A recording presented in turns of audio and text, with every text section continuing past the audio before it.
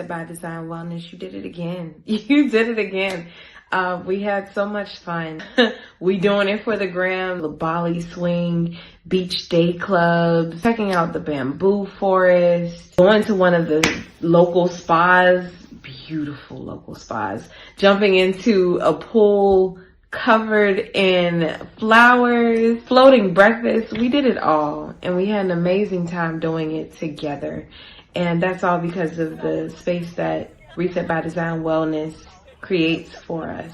You not only will feel safe physically, but you, more importantly, I feel like, will feel safe mentally and emotionally, which is really the whole reason that we're going on the retreat, is to relax, relate, release, reset, and just essentially come back home refreshed and renewed and ready to take on whatever it is that life is throwing at us. But aside from walking away with tools from the workshops in order to, work on the issues that you may have going on in your personal life, you also walk away with a new community, and you walk away with these women who all are just genuinely trying to support each other. Nobody wants anything from the other aside from a listening ear, perhaps,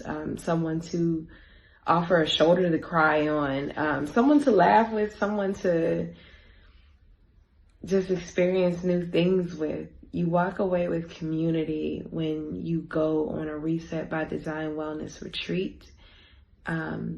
So anybody out there, any woman out there who is thinking about going, just go. Come on in, come on in, come on in, not come on in, not come. Sorry, y'all know I'm weird, whatever. Hey everybody, what's up? It's your girl BondyBlue. So let's go ahead. Hey everybody, what's up? It's your girl BondyBlue. Okay, follow me on Instagram and let's get into the video, right? Hey y'all. Hi. What it is, y'all? What's up? It's your girl. Oh, sorry, y'all. Every time I say it's your girl, now I be thinking about Kiki Baba. It's your girl. Okay, what's going on, everybody? I'm BondyBlue. You're new here. Hi. Subscribe to my channel and shit. Okay? Do that. Hold up. I'm gonna stick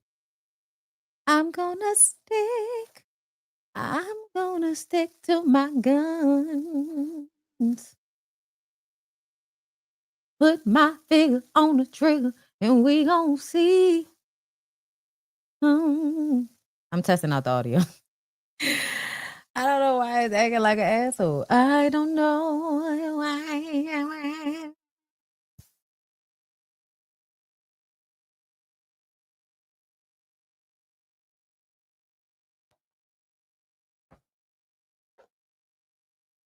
I'm gonna stick to my guns.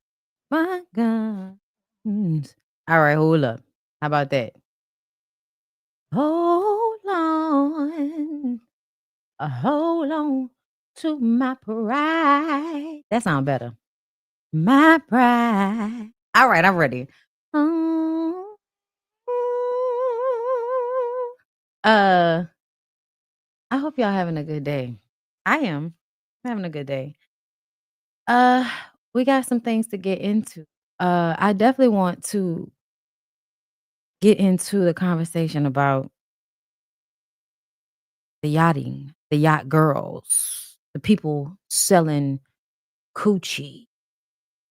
And I feel like we need to talk about the context that we're having this conversation, because I feel like it's a lot of people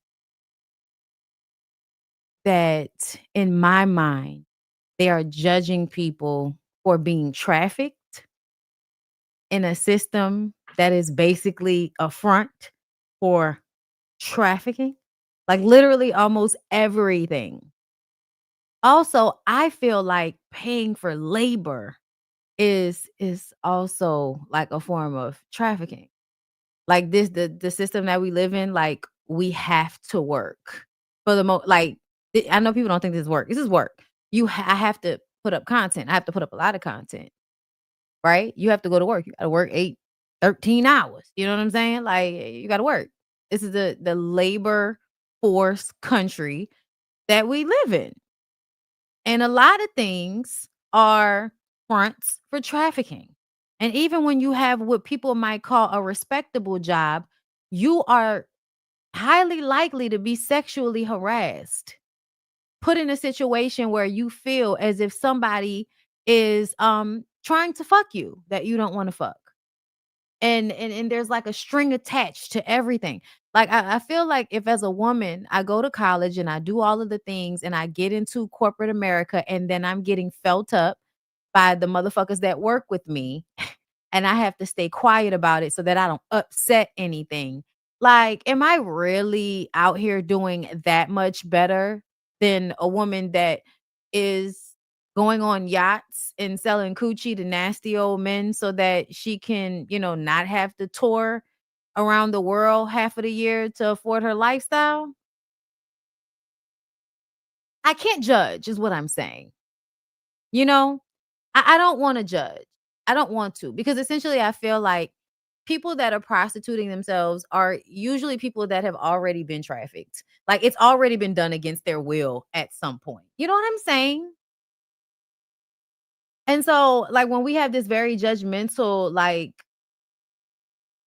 perspective, I just want everybody to understand y'all are all selling something. Everybody's selling something. And to me, my energy is way, way, way more valuable than money sometimes. So I don't understand how you can look at people who sell, sex and feel like, my God, you're disgusting. I can't believe you. And then jokingly tell your husband you'll suck his dick if he wash the dishes. Like I don't understand, girl. I don't understand. But you know what? I want us to get into it. Um, let's start. Let's start. I'm a savage. Whatever I want, I'm going to get. Whatever I want, I have to get. Can't stop. Won't stop. Okay. The diddler's back in the news. Y'all, I'm sure he is so getting off by how much we're talking about him. Because please believe that he went and got Carisha so that social media will be talking about him. Okay, Brother Love was not getting enough love over there. He needed some more attention, right? He went gray and he was just like, nah, I need attention. I got to go get me one of these city girls. I got to stop fucking all of the traffic girls that, run in these circles. Like, cause that's what these niggas do. Okay. It don't matter that she's somebody's baby mama. She probably started out as being Romeo pimped out. Okay. She thought it was her boyfriend. She thought it was her man until he backhand. Okay. Until she got the backhand. Found out that he wasn't a nigga. He was really just pimping her. So sad. The bitch got mad. Sliced his face. Now she caught a case. 5 years behind bars. Oh, how far they fall. According to court documents. That was off the top of the dome. I'm having too much fun. According to court documents filed on October 15th, this includes mandatory participation in outpatient treatment programs for drug abuse and mental health issues. The record exec must also enroll in an approved domestic violence program, not own, possess, or have access to a firearm or other destructive device. On top of that, he must have absolutely zero contact with the victims in his case and submit to searches. So this is what he's going to have to do when he gets out in 2026. As reported, Diddy was ultimately given a little over 4 years after his conviction on 2 counts of transportation for prostitution. He was acquitted on the sex trafficking and racketeering charges because he probably is an informant. Not because he didn't, legally do what them people said he did. Because based on the receipts and using bad boy money to pay for plane tickets and all of that, yeah, like people actually said you kidnapped them. Like, Trafficking. I'm just saying, girl. I know y'all think everybody likes to use that willing participant word. You guys are fucking parrots. Okay? Like y'all, it's like y'all never heard two words put together before. And then you got to keep using them over and over and over again. Like, I swear, willing participant, willing participant. Bitch, explain to me why a bitch got to be drugged, knocked over the head, and kicked like a fucking football in order to do some shit. How is that willingly? I think we don't know the definitions of words anymore. Like, that's what I think. I think y'all need to go back to having dictionaries in y'all houses and shit. And y'all parents, as a punishment, instead of abusing you, make you learn some motherfucking definitions to some words. Bitch, read it out loud to me while I wash the dishes. What is the word? Diddy special condition after prison release revealed. That's what they said. Did he receive 50 months, y'all? Now, hold up. I thought there was something else with him. Could have sworn that there was something else with him. Judge Sean Diddy Combs has been ordered to turn over a collection of private recordings and digital devices to federal investigators as part of the terms of his sentencing and recent prosecution. Oh, sounds like evidence on people. Sounds like a way for extortion to take place. I mean, how else do we get public figures to do such terrible things if not threatening to out them for doing disgusting sexual acts? My God, on this Wednesday. I wonder who's on the tapes. Because I refuse to believe it's just him. This feels like there might be a private collection. Let me tell y'all something. This case was like not even the tip of a fucking iceberg. I don't know what's going on, and I won't pretend to. I just know it's more than what we're seeing. It's more than what people are telling us. And it's damn sure more than they actually charged him with. It's given, we gonna give you a way out. But what we really need from you is video of inappropriate things that we could use.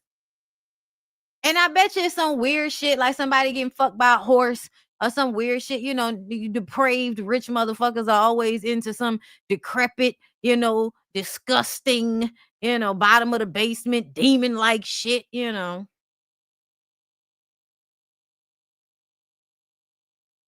Be safe out here, everybody.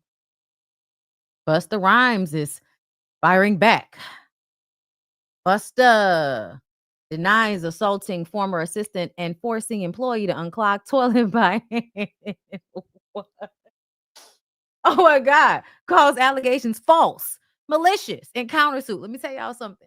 That is some weird shit to put in some documentation. Let me read.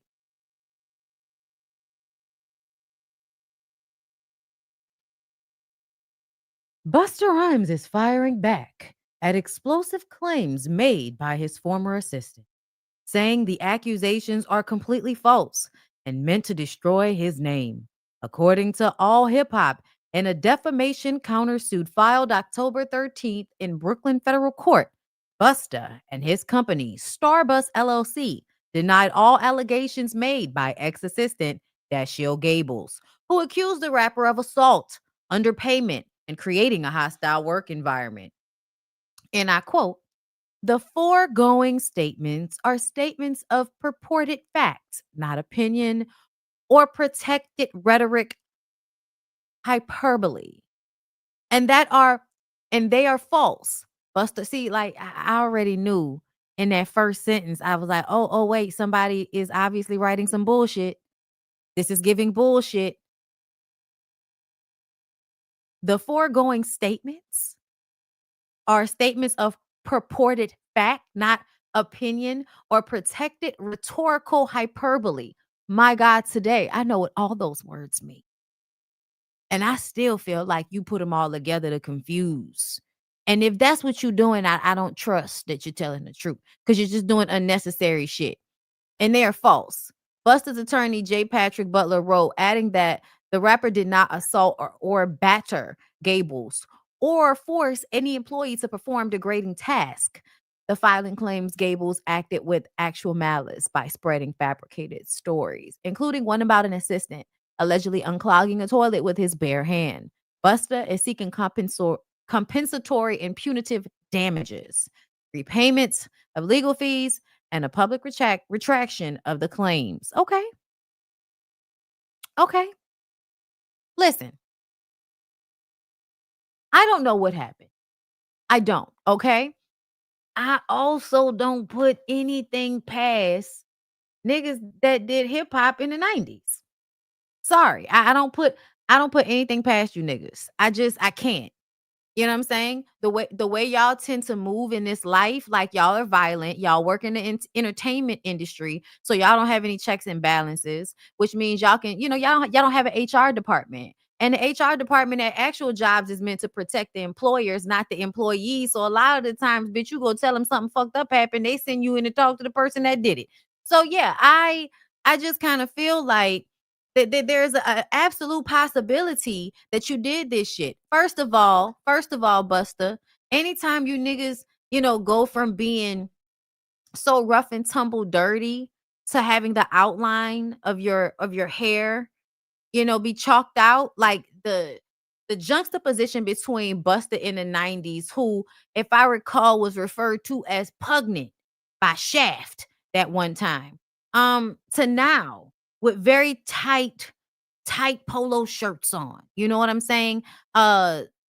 Sprinkles and glitter all over the clothes all the time. And it's just a weird juxtaposition. So I just kind of feel like, in general, I don't know if I can trust you, Busta.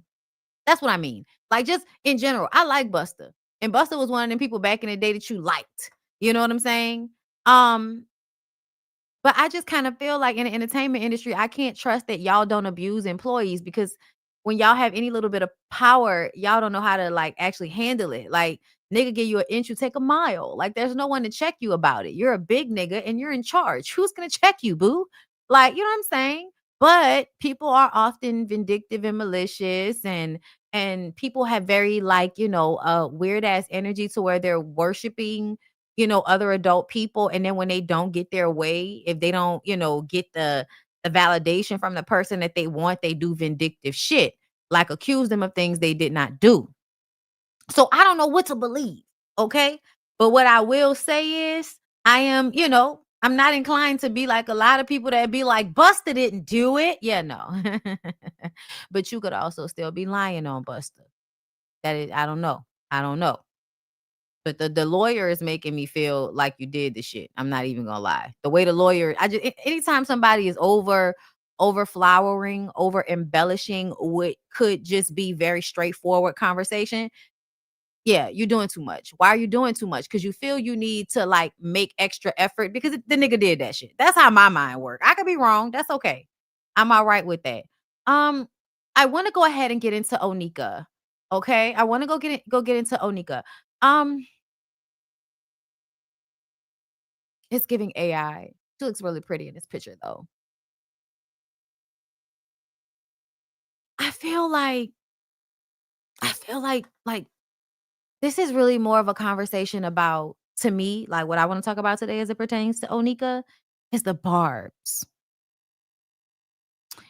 Somebody came into my comments because I made like a video talking about how I feel like Nicki is allowing for this man, and I'm saying this man because your decision to be with him has caused a, domino effect of negative things to take place, right?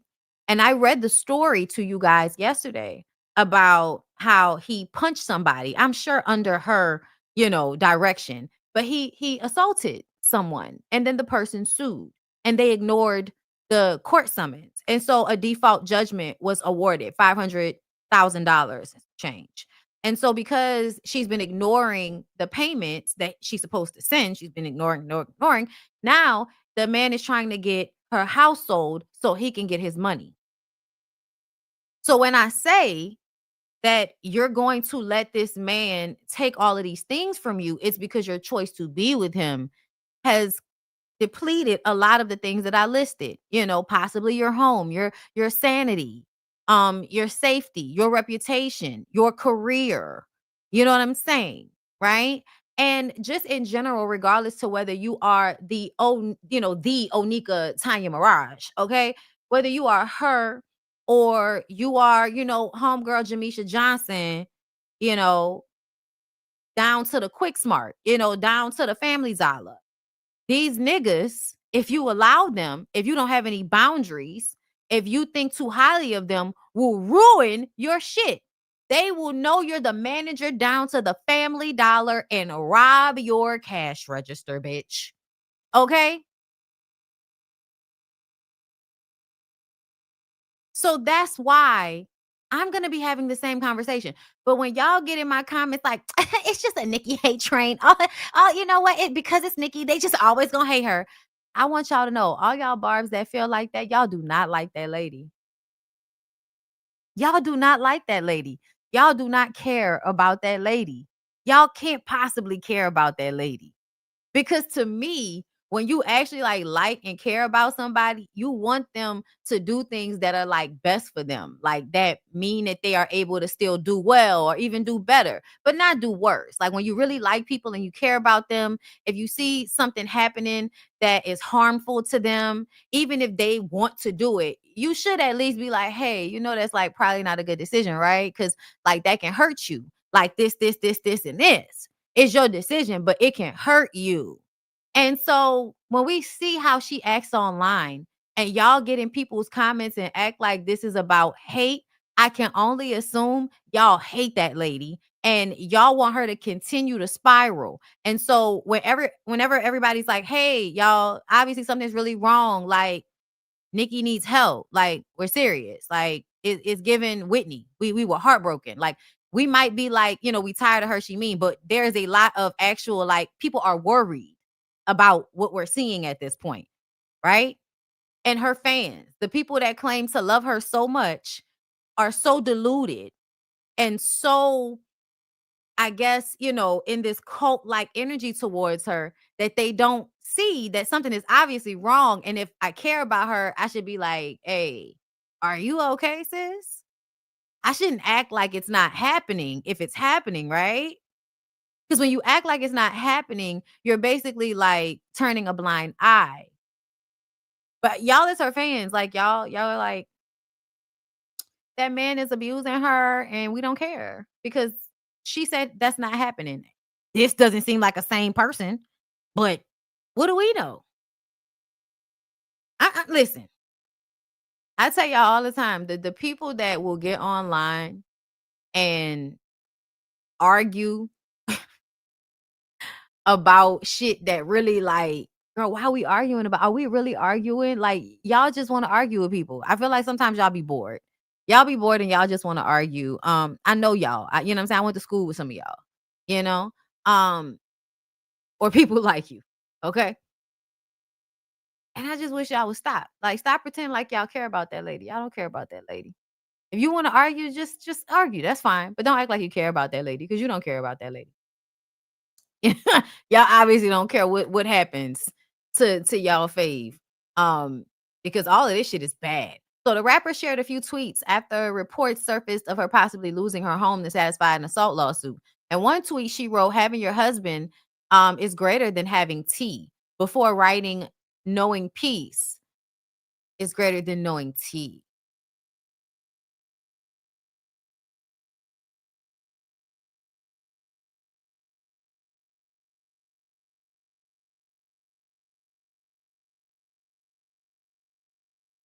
Mhm. She then followed up with, let this be a gem you cherish forever. Satisfying your husband is greater than stalking someone else's marriage. 3/27/26, the new album.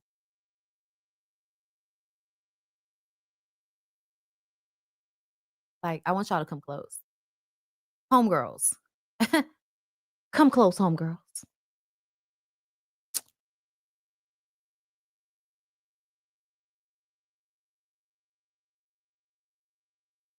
Y'all really think this is about her satisfying her man? Because when women say stuff like that, I feel like that's some shit a man told you. He said you needed to be worrying about satisfying your man.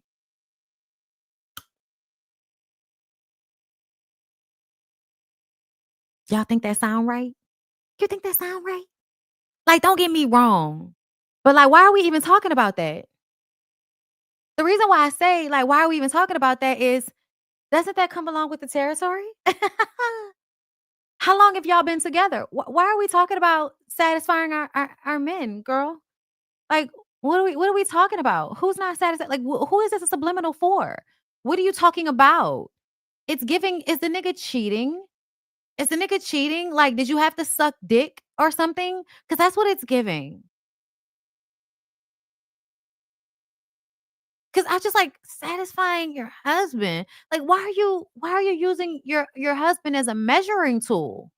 What is that? Like, and the reason why I say that is, I'm sorry. Can we be very honest? Pussy is extremely valuable. Extremely. Like, let's be clear.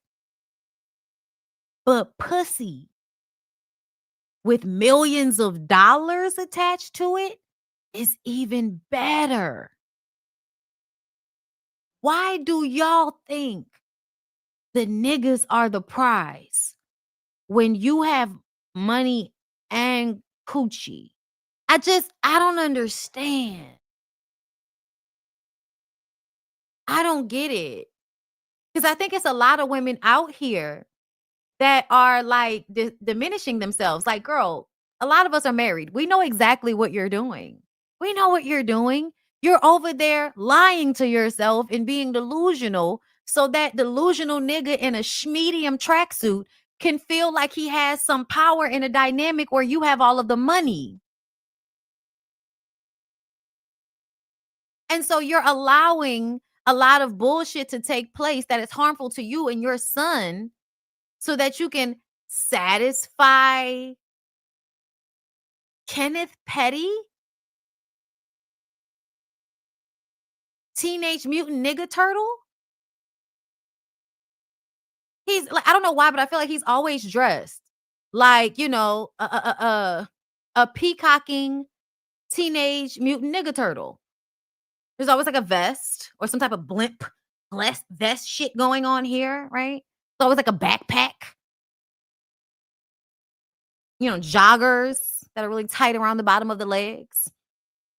Jeans that sag in the butt, but just are so snug on the ankle. If they reach the ankle, they're stopping at the calf.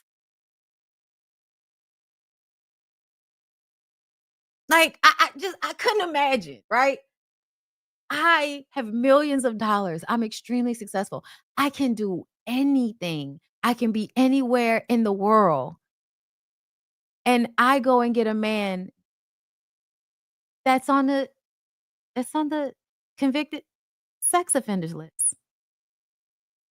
I can't go anywhere now. He can't come with me to the playground. So we have to stay inside.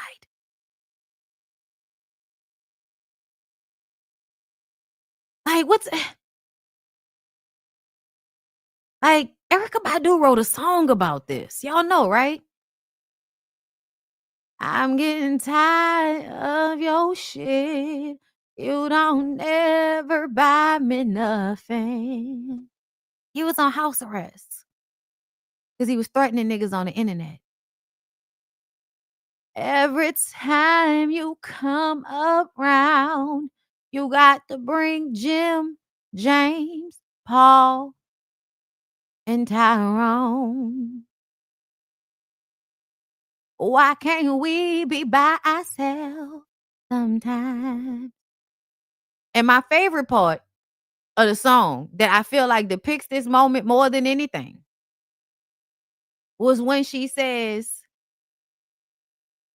I got to reach down in my purse to pay your way and your homeboy's way. And sometimes your cousin's way. They don't never have to pay. Don't have no cars. Hang around in bars. Trying to hang around with stars. Like Badu, I'ma tell you the truth. Show and prove. We'll get the move. I think you better. He can't call nobody because he's on house arrest. Call him. I'll call his CO. Call his corrections officer, whatever, the parole officer, whatever that is. But I'm just sitting up here like, girl, like because everybody's like, it was Arrogant Tay. It was her makeup artist. Y'all can say whatever the fuck y'all want to say. But if that man was actually the type of man that was taking care of business, even if she was in there doped up, he would be on top of the shit. And her credit cards would not be being used all over the place. Like, what are you talking about? Like, I don't understand how y'all think that happens. And why do y'all think she's up here praising him? Because this nigga did it. That's why. It's a preemptive strike to try to make it seem like it's not his fault. Every time a story is about to come out about this man that makes him look like the person that he actually is, a convicted, manslaughterist assaulter. As soon as the story comes out, she's on the internet trying to distract y'all with some bullshit. And another thing, hey, Barbs, if y'all girl was in her right mind, why would she get on the internet and tell us that Cardi B was absolutely right? You could just ignore shit, like you already inside. You could just not type anything on Twitter. Delete the app. Turn off the fucking Wi-Fi, bitch. She posted this. A federal judge ruled that key parts of Demery Hadley's civil rights case against Roc Nation CEO Desiree Perez can move forward. Some claims, like RICO, were dropped, but the main accusations, conspiracy, false imprisonment, and civil rights violations, survived. The judge found it plausible that Perez and her associates, including psychiatrists, and investigators, worked together to have Demery wrongfully committed under the Baker Act. Because of that, Perez and others could be treated as state actors, meaning civil rights laws now apply to them. This is a major state for Demery. A major step for Demery, as it allows her to gather evidence and move toward trial. Roc Nation and Perez are still central to the case, and discovery could reveal more about their alleged action and communications. In short, the case isn't over. It's moving forward on its strongest claims. Perez and Roc Nation are still on the hook. The court validated key allegations of abuse of power and conspiracy. And then I would turn to Onika and ask her, what the fuck that got to do with you? That would be my next question. Because if they owe you something, why are you not drafting paperwork? Anytime Cock Nation's in the news for something, they don't want you to know a few things will happen. Number one, Will Smith will appear. What? How did Will Smith get in this? We don't even talk about Will that often. He wants us to, but we still kind of don't.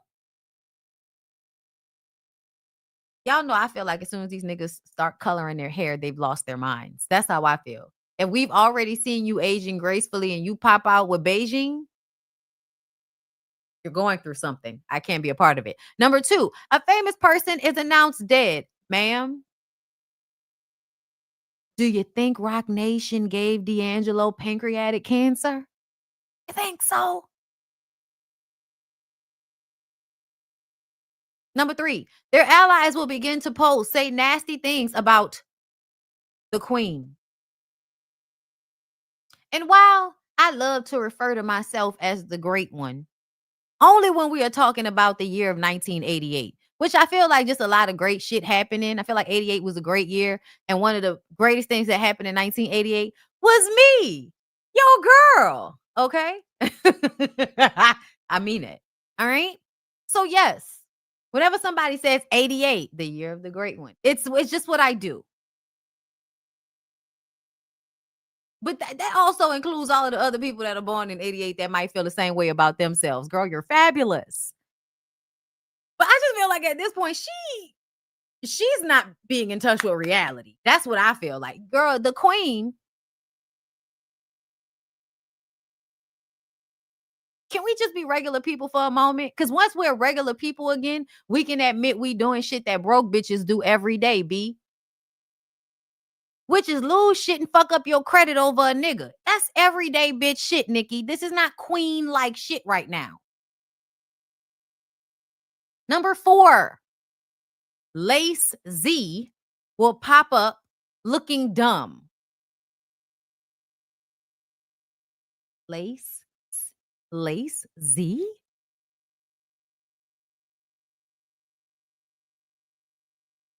Barbs, if for nothing, that was really lame. Like, if for nothing, Barbs, like, it's a degradation of the ribbing and the ranking and the trolling.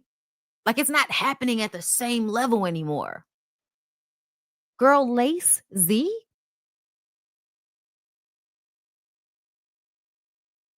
I know y'all gonna act like it's got some deeper meaning. Don't do that. Don't do that. Let this be a gym. Wait, I read this one. I read this very weird worshipy pick me shit that y'all do when it comes to these men. And then y'all act like, listen, I just love my man. Girl, stop. Girl, stop. You're worshiping him. You're not loving him. You're worshiping him. Stop it. Okay, it's not the same thing. This is not the time for worship. If you want a kink, do it in your bedroom, bitch. I don't need to see it on the internet unless I'm actually looking for it on Twitter. And this is not the type of, kink shit I look for when I go on Twitter. It's usually not words. It's a thread. It's not words. No one hates a happy marriage more than people in an unhappy one.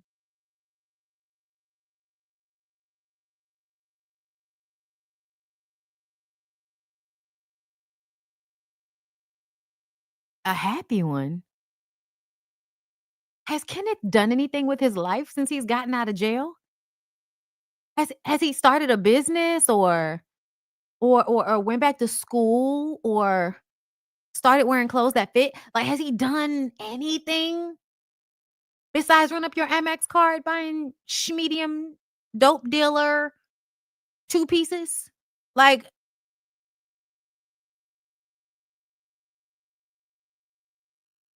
I don't know. I just feel like using your relationship as a badge of honor at a time when we think you might be losing your fucking mind, it doesn't clear anything up for me.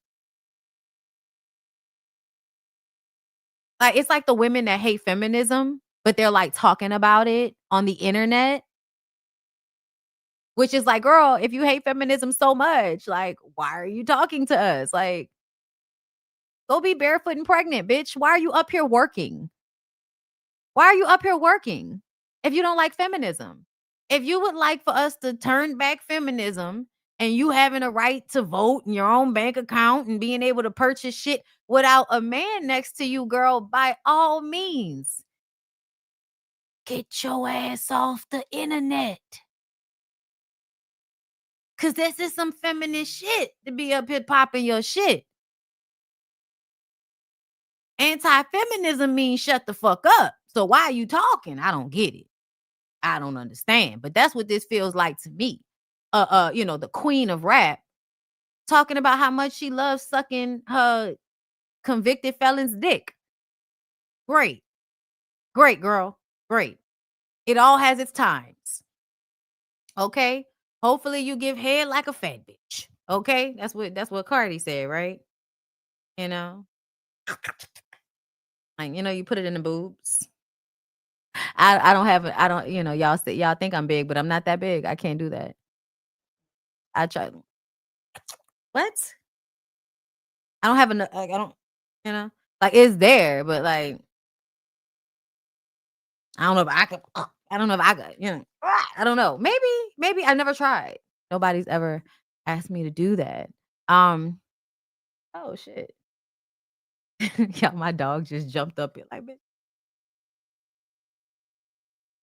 There's another man that will pop out, but I won't say his name. In the school of recognizing patterns, the students must not be given all the answers, but instead they must sharpen their critical thinking skills and free their mind of all clutter. Only then will they find it, but they need not search. They need only to be still. There's no race, only peace. Okay, so now I'm starting to think that no, you are like lucid. Like, I don't think you're high. I think you're crazy. Like, and I mean crazy in a way of brainwashing, rotting the brain, like washing the brain so much it's now rotted. Twitter is the family event you say you're not going to anymore, but you go every year anyway. At least you can be your asshole self and get tea and tell tea. Ma'am, this is you.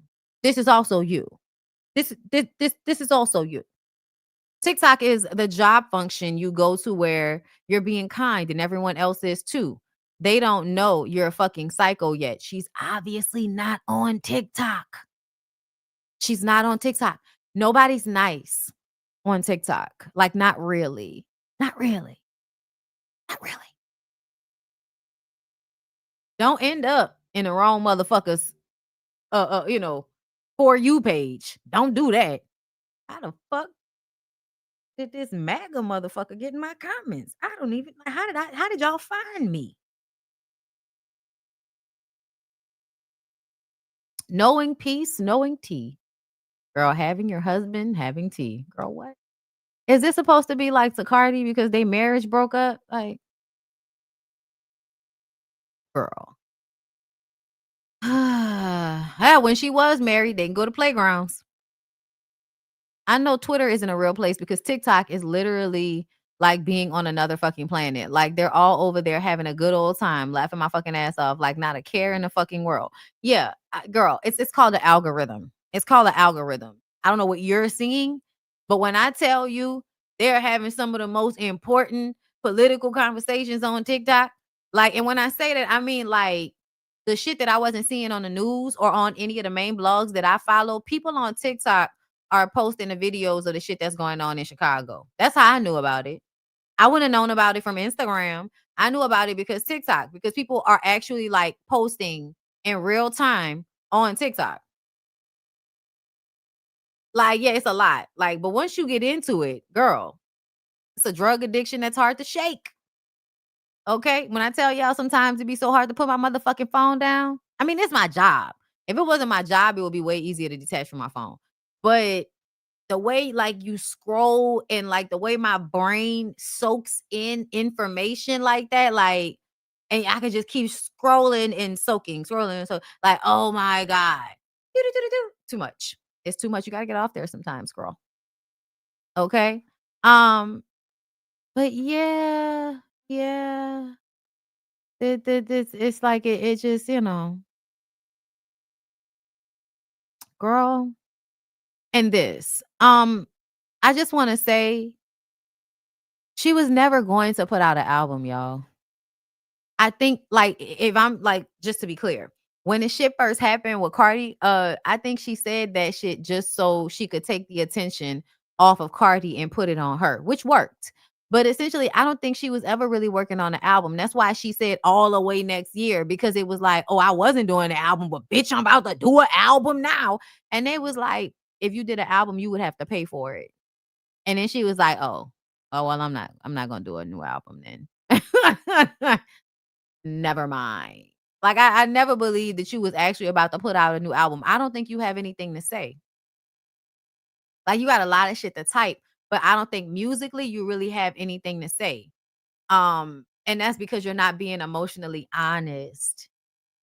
Like, the tweets about her husband are giving delusional. It's giving you're lying about your life. You're lying about what you're currently going through as a woman, and you're not going to be honest in your music either. So once we realize that that's the case, then what do we need? To me, that's the biggest issue with why people in hip hop can't transcend sometimes.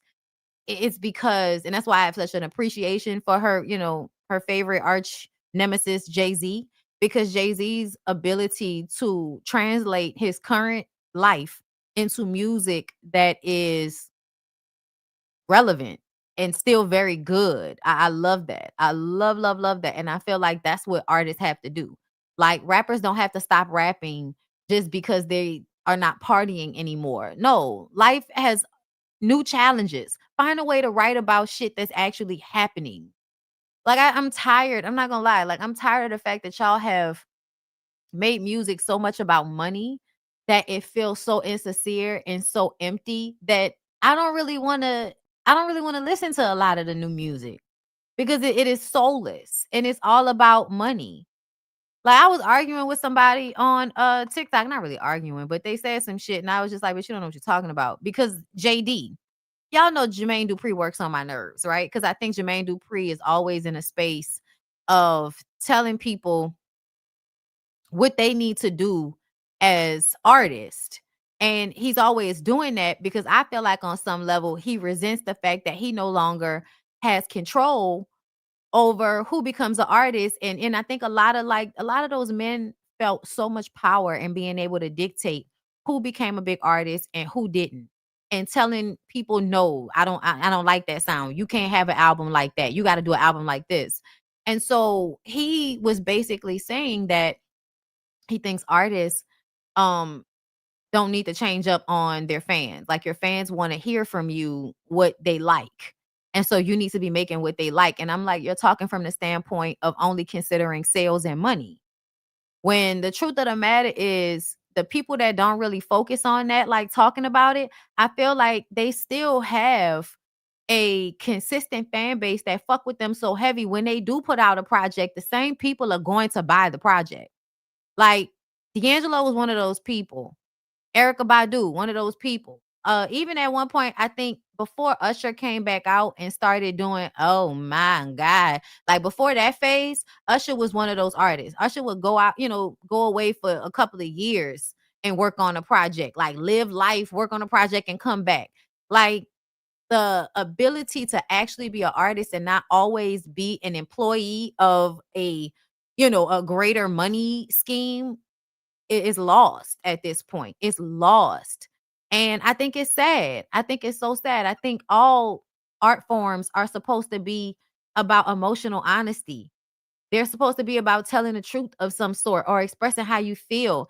But it's not supposed to always be about sales, especially artists that create music. Like, they're supposed to be expressing what they're going through. They're not supposed to be thinking about what the fans are gonna feel and think. Like, I'm sorry, but I don't think that's a way for an artist to live. I think that's a way for an artist to detach from themselves, is when they think about everybody else before they make their music. No, that I don't think that's how that should work. And I don't give a fuck that JD is a millionaire and he's had a more successful career in music than I will ever have. I don't give a fuck about that. I know what it is to be a real artist, and I know what it is to be a capitalist that's always trying to exploit artists. And for as long as people have been making music, people have been trying to dictate who don't make music, how the music is made and what message is being put out. And I don't feel like that's the way it should go. I feel like on the individual level, an artist should be in a space of only checking in with themselves when they make their music. And you either gonna like it or you're not gonna like it. You're gonna fuck with it or you're not gonna fuck with it. But the fact that everything is about money now means that people are not making music that anybody really wants to listen to. We don't really feel it. It's a byproduct of you only caring about the money and not caring about the actual music. That's the byproduct. Y'all always think that y'all can like keep milking shit and exploiting shit for dear God. And it's going to be like this endless well of people always giving and giving and, people always buying into and consuming and consuming. And the truth of the matter is no. Like, that's why things are so quick now. That's why everything is like, because it doesn't even have the same hold anymore. You like it for a couple of minutes, it goes right out the fucking window. And you're going to go back to listening to the same shit from the early 2000s and 90s and the 80s and all of that before people, were putting this much pressure on how much money they could make off a song, off TikTok and all of this shit. So yeah, a lot of these men in the industry were gatekeeping. They were in control, and now they've lost control to some extent, and they really don't like it. And I think Nicki is like one of the women that was like in that last, the last of the Mohegans from the old era. And so I think she's become the same type of executive that would have wanted to stop her from being herself authentically. Because she was always performing, but I don't think she was ever showing up authentically. That's why I don't know what anybody's talking about when they feel like Nicki is just so authentic. I'm like, I don't know why y'all feel like that. Nicki has been performing and acting in a very chameleon-like manner since the very beginning of her career. doesn't mean she's unskilled. It just means it's not authentic to who she is as a person. It's what she thinks everybody wants to see from her. And yeah, that sells, but I think for an artist, it's suffocating. I think it's suffocating to not be able to tell your truth through your art. So that's just my opinion, girl. Nicki Minaj says she's not going to put out the album anymore after explosive tweets. We read the tweets. We know what they said. I just want to make sure I'm not missing anything. Nicki Minaj blasts U.S. Weekly, Jay-Z, and Desiree Perez after reports claim she could lose her $20 million mansion. She said, Desiree Perez, you mad. Aha, conspiracy, false imprisonment, civil rights violations, Rock Nation CEO. Aha. Laughing, laughing, laughing. I don't know what we're laughing about. That doesn't even have anything to do with this. This is about the man that your husband punched who's suing y'all. That's one thing. Like, and if it's the same thing, draw it together for me so it makes sense. Bitch, talk to me like I'm a preschooler or something. Because I'm very confused about what's happening.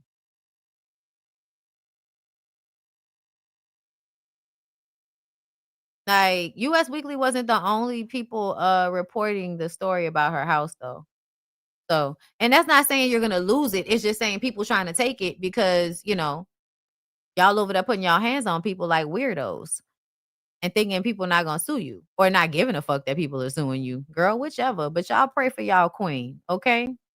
Update, okay? Pull up in the monster automobile gangster with a bad bitch that came from Sri Lanka. Yeah, I'm in that tanka, cholera, Willy Wonka. She could not get that line right to save her life that one time. Wendy Asefo's team says she resigned from her teaching position. Did I read this yesterday? I don't know, but I want to talk about it again. So when we talked about it, I think we reported the original, which was that she got fired. She came back out and said that she quit. And I just kind of feel like you are really not focusing on the right shit right now. I feel like it's when somebody knows they fucked up, but they feel like they don't have a choice but to continue to save face and to lie. Y'all, I don't know what's going on with Wendy, but this very glazed over, I'm not like she's disassociating. Like, am I the only one that noticed that? The episode, I think I watched the first episode whenever Kiana was trying to talk to Wendy. It was very much like, even though I was on Wendy's side a bit, I still feel like Wendy is disassociating. And I don't know what that's about. But it makes me feel like, what else is going on? Like, what else is happening, like, at home and shit, in order for you to be disassociating in this way? Like, it's like she's not really there sometimes. And, you know, the husband is over there high. And don't get me wrong, you know, I be high too, girl. But it just, I don't know.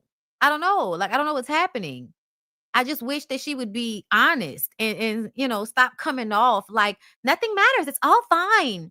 It's all lies. It'll be fine. Everybody's fine. We'll be okay. Don't worry. I didn't get fired. I quit. I'm not worried about how I'm going to make money because God got me. It's all going to be fine. Like, that's what it's given. It's like, are we in touch with reality though? That's all. That's all. I'm worried. That's all. I hope Wendy's okay. Like, seriously, I do. Um, but yeah, let's press. Um, Girl, why we talking about housewives? Girl, K Michelle denies swinging on Drew. Girl, then people said K Michelle and Drew were arguing about who could sing the best. And allegedly K Michelle swung. But K Michelle came out and said, girl, not me. Who, me? Girl, yeah, no, not me. It says, stop lying. I haven't swung or had any type of physical altercation with anyone in years. I have a whole career and a lot I'm working towards. I'm a grown woman. It's not cute or cool. Leave me alone. To make up something like that and paint me as violent of any sort is crazy. A complete lie. I don't fight. I'm grown. Leave me alone. And I'm glad to hear that. I'm glad to hear that because like I feel like there are certain things that require like, violence. Just certain things, not all. Okay, don't be cruel about it. I mean, we've grown. We're adults. I feel like I'm an appreciation of that. Y'all wrong for putting that shit in the comments. Y'all so wrong for that. Somebody needed to smack Mimi's ass out of it. Bitch, what is wrong with you? Why is you acting like this over this nigga? Girl. However, they are making me very excited about the upcoming season. I'm not gonna lie. I don't know. I want to hear a sing off. I hope we get a sing off. They love to paint Kate as the aggressor. They do. They absolutely do. And I don't believe that K Michelle is, trying to fight anybody. I don't think any of us should be trying to fight anybody once we get to a certain age. Like, unless it's something like, about your kids or you're defending yourself, like just getting into verbal, arguments with people over stupid shit and then that resulted in violence. Yeah, no, no, not anymore.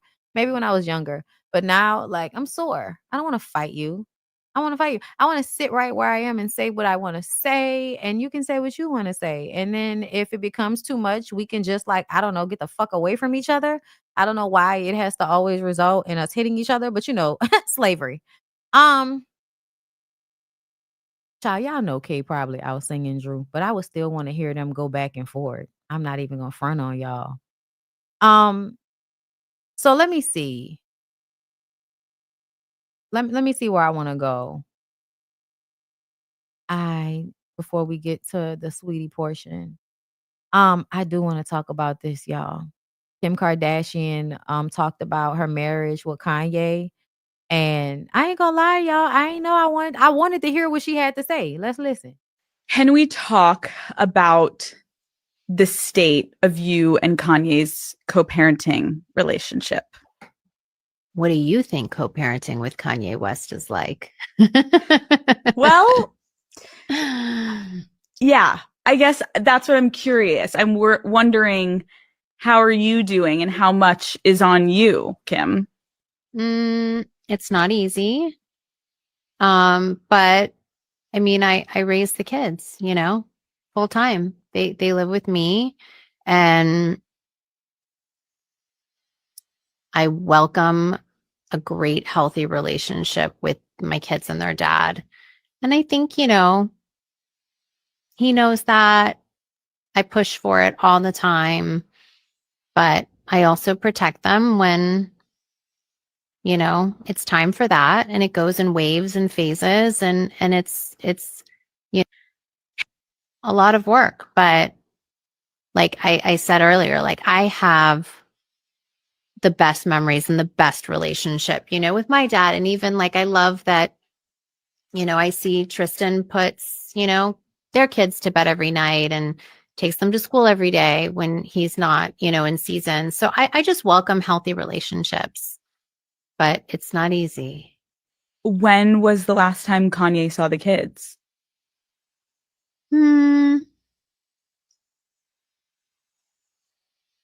Whenever he'll call for them. And That long, huh? Must have been a long time ago. and ask, it's probably been a couple months since we've heard from him.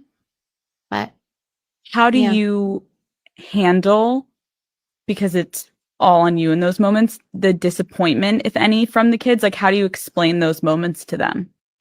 A lot of work, but there was just a lot of things that I wouldn't deal with, like, I didn't like the feeling of like,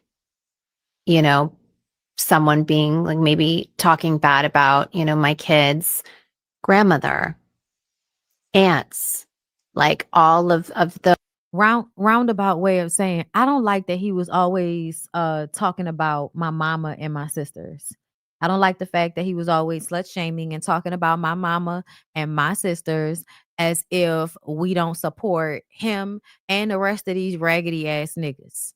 Those feelings, if someone feels that way, then, you know, we shouldn't be together. You know, maybe airing out a lot of stuff, a lot of personal stuff, just not feeling safe, you know, not even physically, just like maybe emotionally or even, you know, financially, because you have, you know, big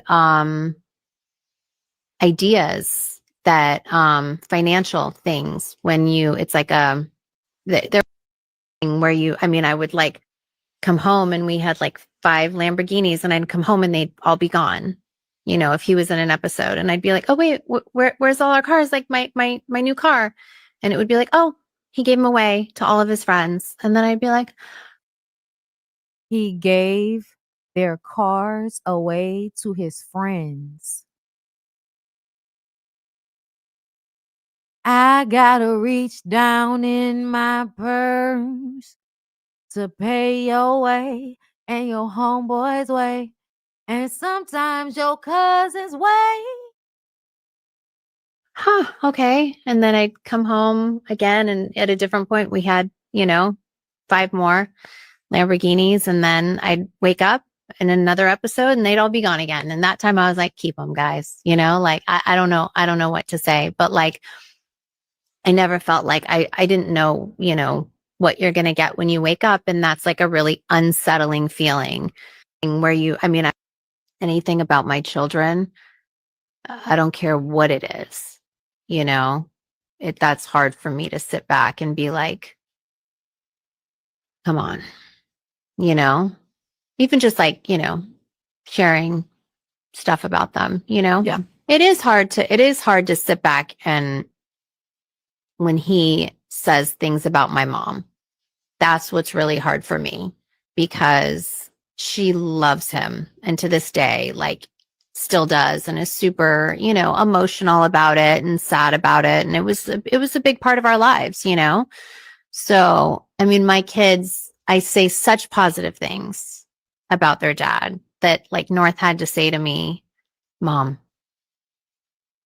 I think you go upstairs and like, you know, cry at night. Like, it's okay. Like, it's time to move on. You need to have a boyfriend now. Cause like, you know, and I'm like, wait, anything about my children? Child, when your fucking kids tell you it's time to move on, Maya, it's time to move on, Maya. Girl, it's time to go. Let me tell y'all something. I do not like what them people stand for. I am not a, you know, Kardashian empire fan, right? I have bought things from Skims, you know, from time to time, child, just once. But ultimately, I don't care what nobody's talking about. Kanye is a fucking tyrant. And the thing that aggravates me is when they first got together and he was doing all of the shit he was doing, y'all just have always championed Kanye. Y'all always made it seem like it was okay for him to do the shit he was doing because he was Kanye and he's with a woman that y'all don't like. I don't like him either, but I also feel like that nigga ain't shit and that's some crazy stuff to go through and he sound like the rest of these niggas that get with these women and use them up and destroy their fucking lives and shit. Yeah. And you know, the way y'all know, I think Kanye is the worst. I think that what Kanye is doing with the current wife, I think what he did with her. She talking about these manic episodes, but I don't even think she's ever talked about or got into what happened before they got to that point when he was dressing her, when he was being very over sexualized with her. Like, let me tell you something. A woman can be a hoe all day. A woman can decide I'm going to show my coochie on the internet today as much as she wants to. You know why? It's hers. It's hers. But when men decide that they're going to, I feel like in some way play doll with the woman they're in a relationship with and then kind of show her off to other men in a way of like, look at my sex doll. Look at my sex doll. Like I feel like that's what he did to her. Even before he was really on what he's on now, like you could tell it's gotten like worse as time has went on. But if I remember correctly, the way he would dress her and all of that shit, like I feel like that's much the same as what he does with Bianca. And we see Bianca like, you know, wrapped in fucking saran wrap somewhere, looking real uncomfortable, but doing it anyway. And yeah, I just yeah, no, I don't like any of these people. So that's why I feel like I could still call a spade a spade. Um, and I often look for the similarities. And the similarities to billionaire MAGA Kim Kardashian is that you got took by a nigga just like everybody else. Once again, Nicki Minaj, Kim Kardashian, it doesn't matter how rich you are, how successful you will get into a relationship with a man that will try to ruin you. And I know everybody thinks that it's just a, you know, oh, his mental illness. No, it's not. I think that's just in general, it's a part of it. But I think in general, on some level, that's always who he has been, because a lot of black men don't want to deal with the fact that hip hop and their overall culture is very misogynistic and disrespectful to women. And they grow up, well, they don't really grow up, but they go into adulthood with the same mentalities and attitudes about women, even as grown adult men. Like we heard from Cam Newton. Cam Newton is almost 40 years old, still acting astonished by a grown man spending time with a woman and not having sex with her. I think that's like crazy for you to be this age and not understand that men should not be so moved by sex that they keep promoting this. We're so out of control of ourselves. But it's a way for them to get away with everything they do if they make you feel like it's inherent for them to be whores and it's inherent for them to be violent. So you just give them an excuse. Boys will be boys. Yeah. Yeah, y'all. Cam is only in his 30s. I think he might be same age as me. He might be like 36. Almost 40. Because once you over 35, nigga, you are almost 40. But yeah, I like to, you know, have perspective. And the perspective is no matter how rich you are, you had a nigga in your house terrorizing you and your kids. The great equalizer. Niggas. Niggas. Okay. We were talking about JD, and I ain't gonna lie, I forgot that I wanted to go here first. So I think that we should all just like come to terms with the fact that, you know, all our fucking stars, man, you know, everybody we liked and we thought were so great. Like, these niggas are weirdos. These niggas are weirdos. I don't care what anybody's talking about. I think that Timbaland is a fucking weirdo. And I think that the way he is looking to find somebody to exploit instead of just making music is so weird to me. Like whenever I see him on TikTok, I'm always like, it's creeping me out. But he has an AI artist, and I feel like the AI artist thing is like very upsetting to me, like as a artist, but also in a space of damn, y'all niggas stand for nothing. Y'all niggas stand for absolutely nothing. And I'm not saying that we should be fighting against technology, but I also feel like, you know, don't kill the planet for it, bitch. You know what I'm saying? Like, if there's no planet to be on, there's no computer to plug in. Let's remember that. And y'all motherfuckers, you know, y'all like to ignore how AI is extremely harmful to the environment because of the amount of water that the machines that power AI do on the surrounding areas. I believe like right now, there's a huge plant somewhere sucking up all of the fucking water in somebody's state. And in a few years, when them people having problems with they running water and all of that, are you motherfuckers gonna like, you know, what y'all gonna do? Because to me, it's very weird to care so much about futuristic type shit when it comes to AI, but not when it comes to actual infrastructure. Like how we prepare for hurricanes, like water, like drought, like food deserts, like transportation, like fuck all that, right? Let's make AI generated artists, because there aren't enough real artists out there in the world trying to get somebody like a weird ass, creepy ass Timbaland to give them a shot so that more people will be able to see and hear their music. God forbid. And it's just given y'all want artists that y'all won't have the possibility of getting a sexual assault case with. Put ice on my shooter.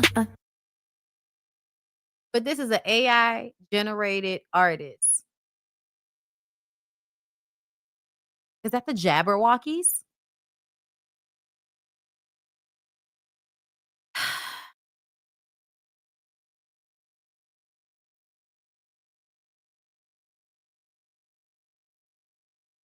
So it's just, it's disappointing and it's weird. Like, this is just so like, oh my God. I hate the way certain people get to just stick their heads in the sand and act like nothing is happening around them and just be like largely influential, but influencing people to do terrible shit. I hate that. Anyway, let's go ahead and get into the sweetie of it all. So this apparently is Sweetie's madam. Let's hear what she has to say. Please, not my soccer team. Please, don't expose me. Please. Think I give a fuck about London? I'm gonna let all you people in London know I don't got no beef with nobody in London. Leave my page alone. I'm done talking about people. Goodbye. Okay? If I tell my story, it would all make sense. But I'm not gonna be able to tell my story because you guys want me to save your prince. Crummy ass prince. It was cool when he played me. But I can't tell everybody. Trust me, the story makes sense. And by the way, your boy told me to go to the internet when I asked very, very nicely a million times. Fuck, I can't even remember what I came here for. Fuck. Like, please, not my stuff. So yeah, this woman has been all over the place talking. She said, cocaine, witchcraft, and liquor is one hell of a mix. Send me my bread, home wrecker, sweetie. I tried to be nice. Y'all know we talked about this, right? I read this before. I tell a joke, but I ain't never lie. I sent you to Dubai because you never balled before. Yeah, I read all of this before. But basically, the madam wants the money. All right. And so then this forced the conversation, especially over there on TikTok, about all of let me pull up my TikTok. All of the girls out there, all of the artists that are basically being trafficked or prostituting themselves. So let's yeah. Okay, let's listen to another content creator, child. She has something very interesting to add to the conversation. Used to be a yacht girl too. Y'all just not ready to talk about that yet. All of them are yacht girls. Everybody is selling it. Why you think she used to be on an island every single month, a vacation every month, on a boat overseas somewhere every single month? She was selling it. Why do you think all of a sudden now, after she done got back with that man and had that baby, she out every month performing the same 5 songs off that one album? Because she's not selling it anymore. She don't got the fun. They're all selling it. We're all selling it. Everybody's selling it. Even you. Yes, you're selling it. Whether you're selling it in exchange for love, attention, gifts, a bill paid, a family, a house, whatever.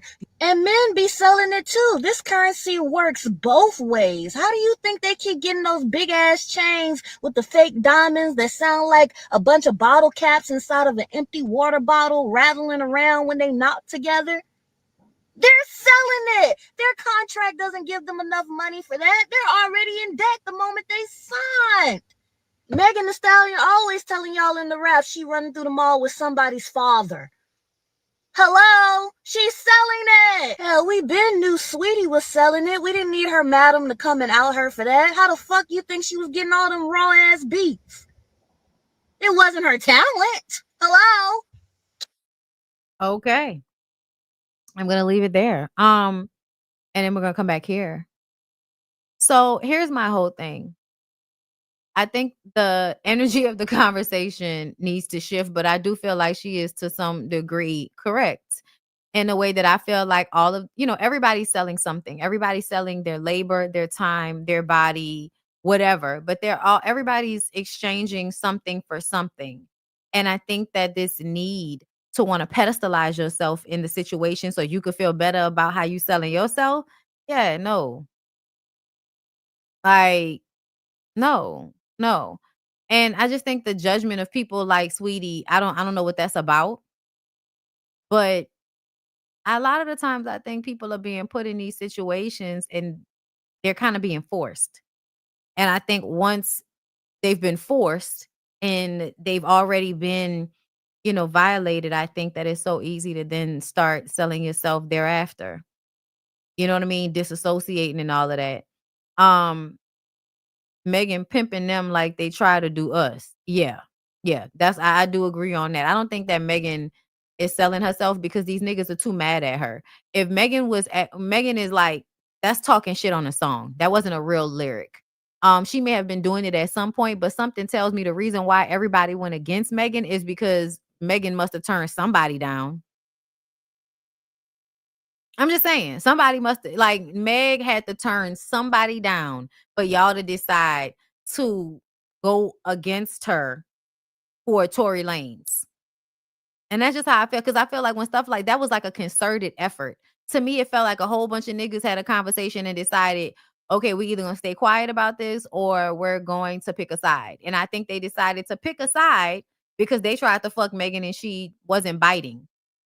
I think a lot of times women that are blackballed or people, period, that are blackballed and, a lot of hate towards them is sometimes because they are not willing to have sex with everybody.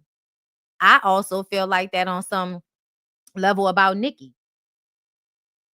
Because to me, I feel like it was obvious that Drake and Wayne would often leave innuendo in their music suggesting that they fucked Nicki.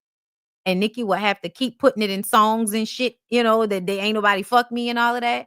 So I sometimes feel like, a part of the reason why a lot of people didn't like Nicki and a part of the reason why Nicki went and got that nigga that she went and got, because like if you pick a boyfriend, that's another thing. You want to ask why these girls always in these relationships is because if they pick a boyfriend, it might protect them from somebody else trying to fuck them. Because these niggas respect each other, but they don't respect women. But if you with a man that another man respects, he may not do what he would do otherwise because, you have an owner. Yeah, like Drake. Yeah, ew. Exactly. So yeah, no, I definitely feel like a lot of people are put in situations where they might be sold or selling themselves. But I don't think that we should be shaming those people. I don't think we should be shaming them.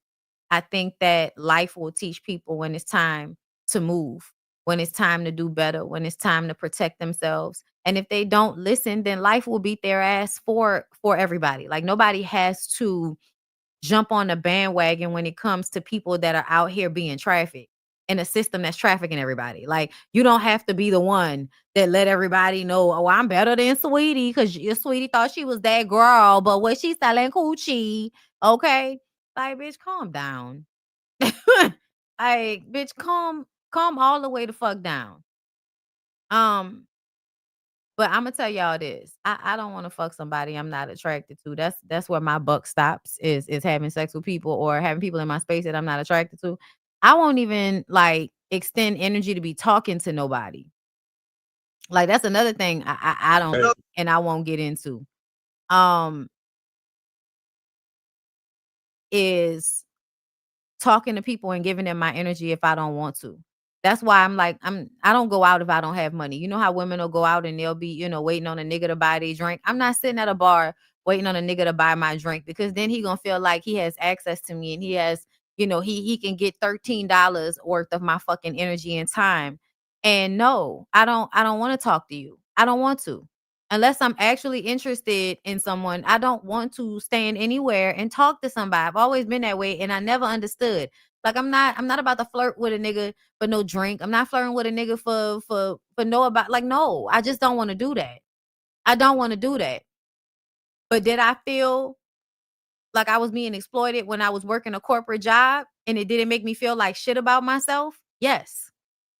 I was sick and I was depressed and it very much was a traumatic experience being exploited at a job the way I was, being overworked, being overlooked, but then being one of the most dependable people. So they always calling you to work. What that eventually feels like when people don't want to even give you your congratulations or your just due, it can absolutely feel like you are being violated. It can feel like you are being violated. I don't care what nobody talking about. I had to quit that shit. But I was sick so often when I was working that job. And it wasn't just because of, me being a photographer and, being out in the elements and shit. But it was like how much my life had to be at the beck and call of other people. I don't give a like. I don't care what nobody's talking about. Like that shit did not feel good, bitch. It did not feel good for some weird ass white lady to be telling me what to do every day. It does not feel good to me to have some little ass short white man in a big truck that ain't never did the work that I do telling me what the fuck to do because he didn't kiss the right ass. No, it doesn't feel good to me to work a job, be good at it, be dependable, and y'all keep bringing in people to take the full-time position ahead of me, bringing in y'all friends and shit from other stations instead of promoting me. So I have to sit there and train motherfuckers to take a position that you really could have just gave me.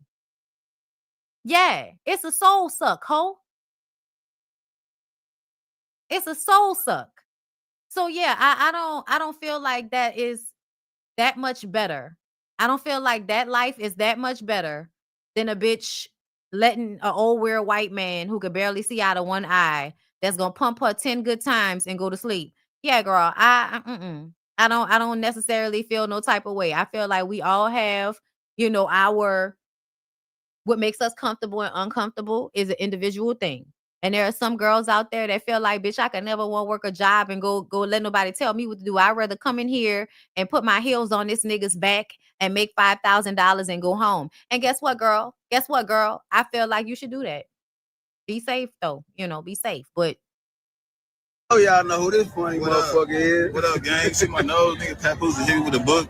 Papoose done hit Cub with a book for running up on the playing them games, man. Game, bro. Like the games, you win silly prizes, right? No, y'all know who this funny motherfucker. And a guy walked up to me, and he didn't have a phone in his hand or nothing. And he was like, "Oh my God, there goes Serena, Serena, Serena."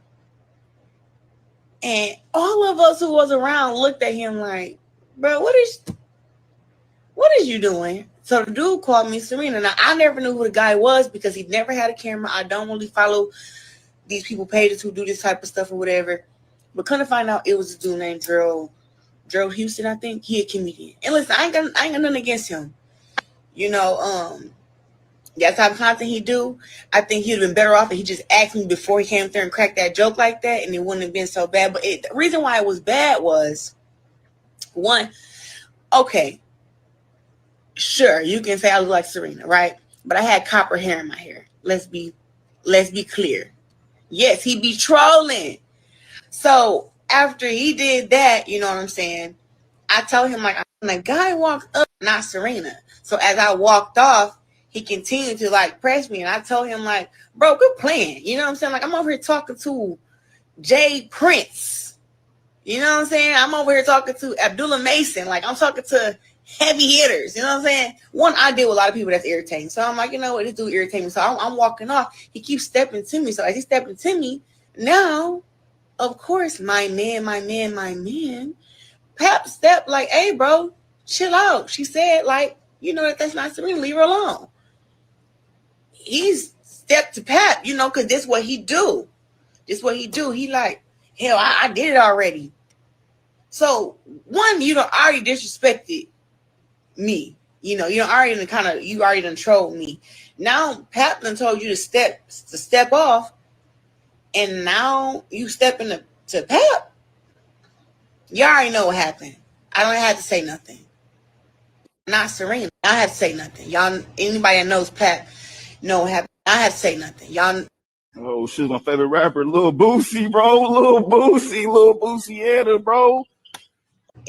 I know y'all know who this funny motherfucker is. What up, gang? See my nose, nigga. Papoose hit me with a book. Papoose done hit Cub with a book for running up on the playing them games, man. Game, bro. Like the games, you win silly prizes, right? No.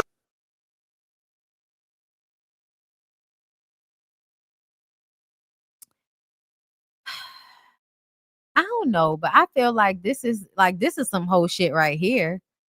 Like, y'all want to talk about doing some real, like, whole ass, degrading, demeaning ass work, going around in real life trolling other grown adults and then getting knocked the fuck out, like getting punched in the fucking face for clicks and views. I don't know, getting punched in the face and getting punched in the pussy. I feel like that's very similar. I feel like that's very, very similar. I don't approve of violence, but y'all be out here trolling and literally asking for somebody to put hands on you. But that's why as individuals we have to have self-control, because if we don't have self-control, then they'll sue you and then you'll have to pay them money. You can ignore them, but I don't know how long you can ignore people before they start trying to take shit from you. So y'all, let's get into this. I don't like Stephen A. Smith because I feel like Stephen A. Smith is a, for lack of a better term, bootlicking Uncle Tom, misogynist, sexist, big ass head nigga with a receding hairline.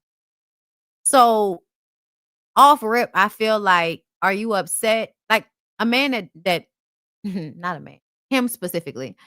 I think deep down you wish you were as athletic and big and strong and good looking as the athletes you talk shit about. Like, one thing about commentators, especially in sports, and me as a commentator, I'm saying this, one thing about commentators, they gonna talk shit about some shit they can't do themselves. Yes. Okay. They will sit and talk shit about something that they cannot do themselves, but they will talk about another person who may not be doing that well at it as if they could do any better. And that's the hypocritical funny part sometimes, right? But sports analysts, they do what they do. It's a job, right? It's a career. That's cool. But we already know that your job basically tells us about you as a man, that deep down inside you are intimidated by the people that are the object of your commentary. So you're always like talking from a space of being insecure deep down, being unhappy with who you are deep down, and kind of like pushing that out on athletes. And I think this is a way for a guy that's not really cool, that doesn't fit the cool vibe, to be a part of the cool kids clique, right?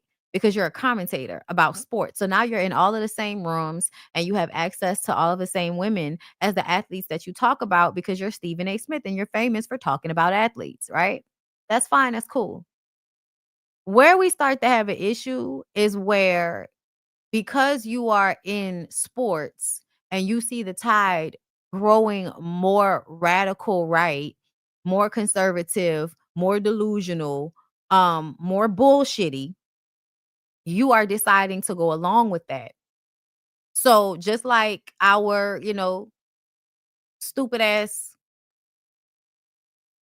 you're deciding at this time in history, to use your platform to talk shit about a Black woman and how she's showing up in the world. Because apparently Jasmine Crockett is too ghetto for Stephen A. Smith. I hope I'm not too ghetto. And I think it's interesting that a person can promote a rapist and a convicted felon as a president. You can promote that and feel good about that. You don't have any qualms about that. But you just gotta be the man to say something about any Black woman that you have a problem with. And I think it's a way for you to get the validation of the white men who you are sucking up to. I think you are sucking up to, these white men, these conservative white men, because you want a job, you want to make money, right? Like, you want to be able to continue to live more comfortably than everybody else. While selling yourself out, selling out the world that your daughter is gonna have to live in. Like, you have a Black daughter, and you, as her father, who has a lot of influence, and I'm sure millions of people watch you, you are influencing a whole bunch of people to mistreat, demean, and devalue your daughter. Because that's how that works. If you decide to get your ass on national television and influence people to disrespect Serena Williams, to disrespect Jasmine Crockett. You could just stay on sports, but oh no, you have to take special interest to talk about Black women in a derogatory way, holding them to a standard that you do not hold these white men to. And to me, for lack of a better term, it smells, what does it smell like? What does it smell like, everybody? It smells like pussy. Not the good kind, right? Just for lack of a better term.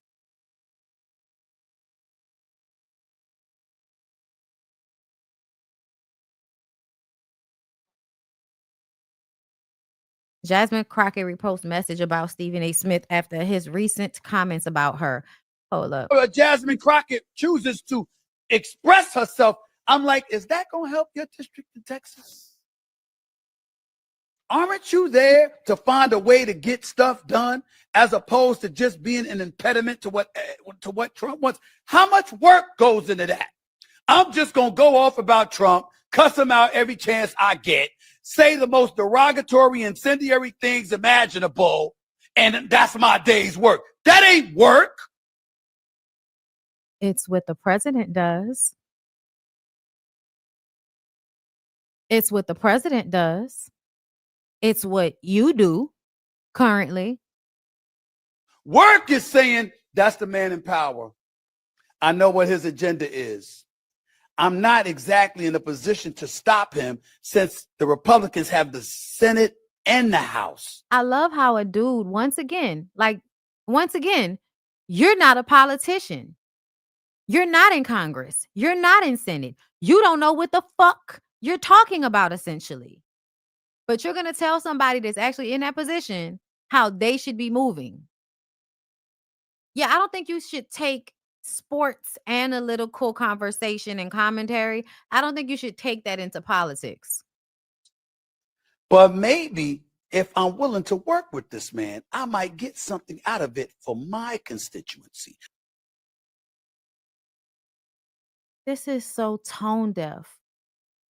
This is so tone deaf. We are not in a time where you can only worry about your constituents. Like, haven't we learned anything? You can't just worry about you and yours. That this world doesn't work like that. You cannot. I know you think you can, but you really can't. Because a world that's unsafe for them or is unsafe for you. Like, it's only going to take a matter of time. This shit is not rocket science. Why are you niggas so fucking dumb? You basically saying, as a man, you want this woman to act like a fucking punk. You want her to be a scary ass bitch. So that she could get what exactly? What is she going to get for Texas? What do you think Trump is going to give her for Texas? You're an imbecile. Because like Joe Manchin said, he's there to represent, or was there for 15 years to represent the people of West Virginia. She's supposed to Jasmine Crockett. Representing people should also mean fighting against a fascist regime. Fighting against a person that is taking away healthcare, that's taking away jobs, that's taking away education. People are dying. Like, and you want her to kowtow at this time, in this moment? You think that's what we should do right now? When they say Harriet would have shot some of you niggas, y'all wouldn't have made it to freedom.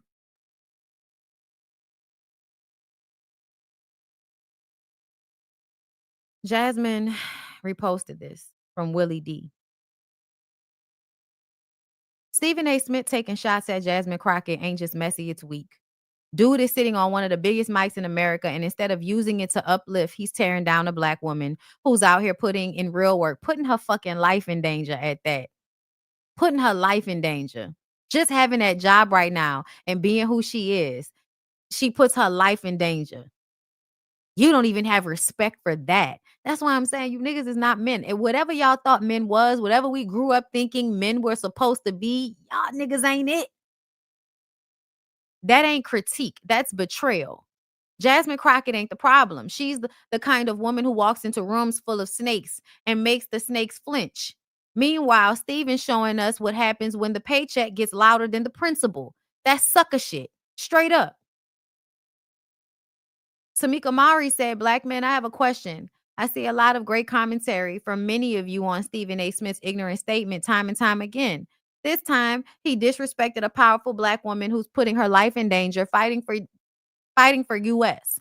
At what point, or us, right? The United States, us, child fighting for us. At what point will you all lead the charge to turn him off? She said it's no longer a difference of opinion. And that's what I've been saying. This is not about a difference of opinion. This is about y'all allowing something that is very diabolical, nefarious, and evil to be masqueraded as an opinion. It's not an opinion. It's not an opinion.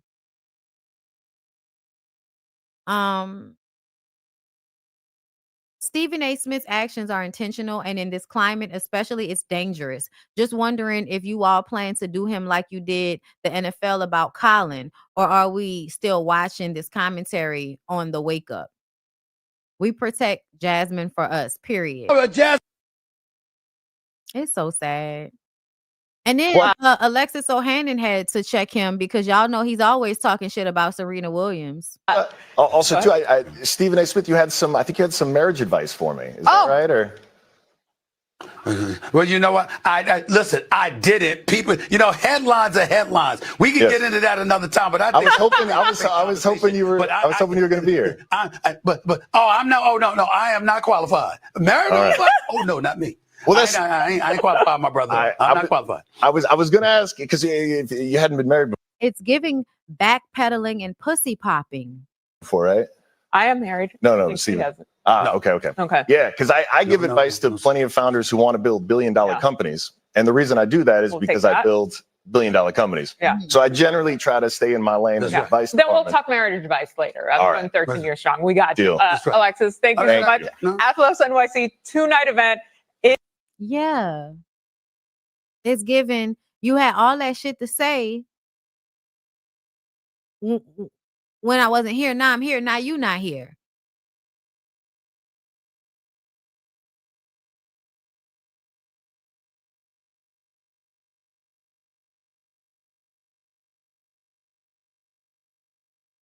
I'm trying to remember. Wasn't he mad about her performing and everybody was like, child, if she was my wife, I wouldn't want her up on no stage trying to get back at her ex.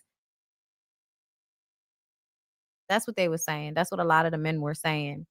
And I want men that say shit like that, I want them to get a husband and just shut the fuck up. I want you to get a husband and do whatever you want to do with your husband. But whenever y'all are trying to bully and force men to be unsupportive to their wives, I have a problem. I have a problem with that, which takes me to Love and Hip Hop. Now I'm gonna do my members only full recap later, okay? But I would love to discuss this clip with you guys because I know a lot of people are in a disagreement with me about this. A lot of y'all really can't stand Lil Zane and Ashley. So when the bullshit that happens on the show happens the way it does all the time, y'all tend to just be annoyed with Ashley and not with the other people that are always doing this bully ass shit. Zane, listen to this. Hold up. I gotta cover it up. Right. You see how as women up there, they talking? Right. Anytime there's women up there and they talking, you always supposed to excuse yourself. Ashley can handle herself. Because we can't argue with women. Our temper gonna go to another level and you're gonna be the bad guy. You understand what I'm saying? Right now, Zane is the bad guy. It's not one conversation he didn't insert himself or throw someone underneath the bus. It's all about knowing your place and minding your business.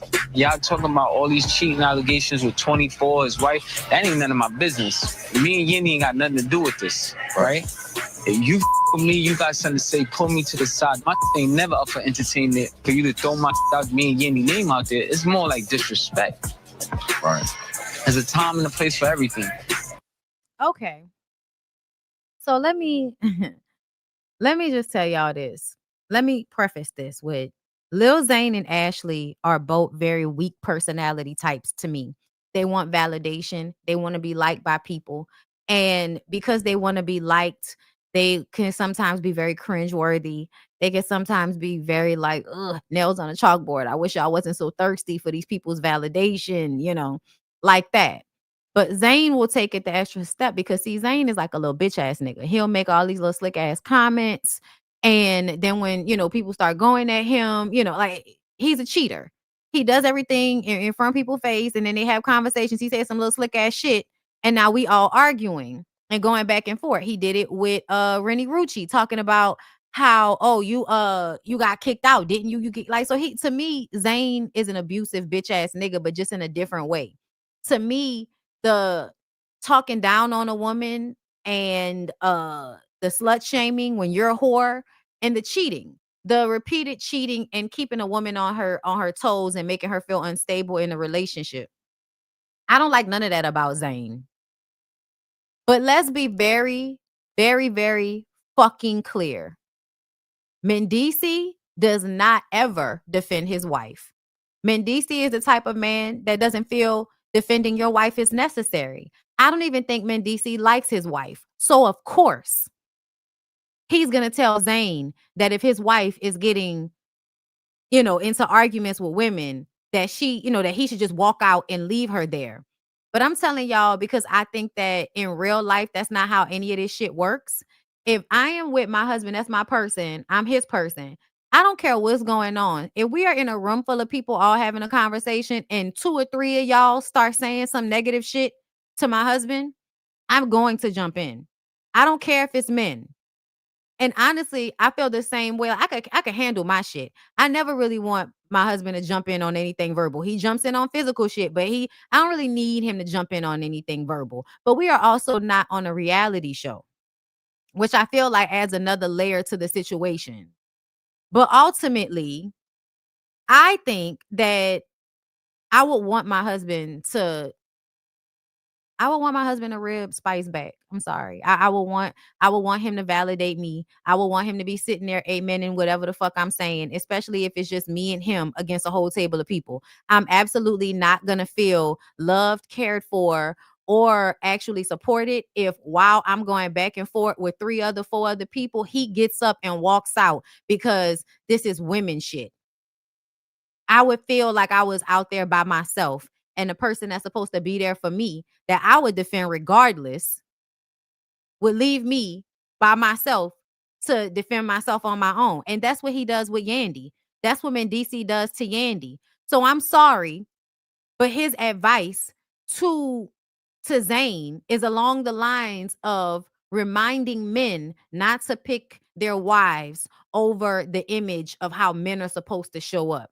Because the truth of the matter is, y'all know I agree with Mendicis on a lot of things because I'm a stoic nigga myself, okay? In real life, don't bring my shit up. I won't bring your shit up.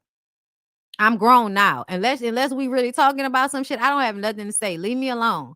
Like, I'm not about to be, you know, jumping in and all. Like, I get it in real life. But on a reality show where the shit is already out there, you trying so hard to protect, you know, yourself from the uncomfortable situation of us talking about what y'all have going on is annoying as fuck to me. I'm sorry, y'all. That's annoying as fuck to me. And even though I feel like Zane is an annoying little bitch ass nigga, and Ashley needs to start acting like a grown woman instead of acting like, you know, a teenage girl vying for the validation of the group of mean girls. I feel y'all on all that shit. But when I tell y'all I don't give a fuck about none of that, I would rather be married to Zane than be married to Mendici. In this moment, and I already told y'all that I felt like Mendici was one of the worst husbands, or if not the worst husband on the show, because I don't think he likes or cares about his woman like that. I don't. And I don't know what type of relationships you hoes have, because somebody was in my comments talking about you need help if you think a man, you know, in caps lock, is supposed to be arguing with a woman. Like, that's women's business. Bitch, I don't give a fuck what you talking about. I don't care what you talking about. I'm only here with him and he only here with me. I don't fuck with y'all like that. I don't fuck with y'all like that. I don't know y'all like that. This a motherfucking job.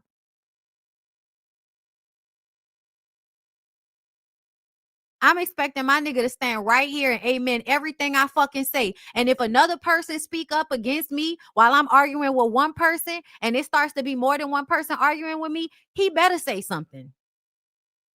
He better say something. But in real life, no, I probably would never be in a situation like this because I don't do messy shit.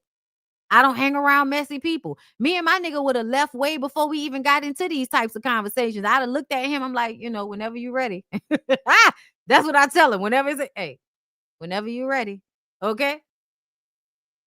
I'm not about to argue with you motherfuckers. But on this reality show where we being paid to talk about what we going through in our life, I'm sorry, Mendici is not right. Mendici is basically punking Zane and telling him, I'm bigger and stronger than you.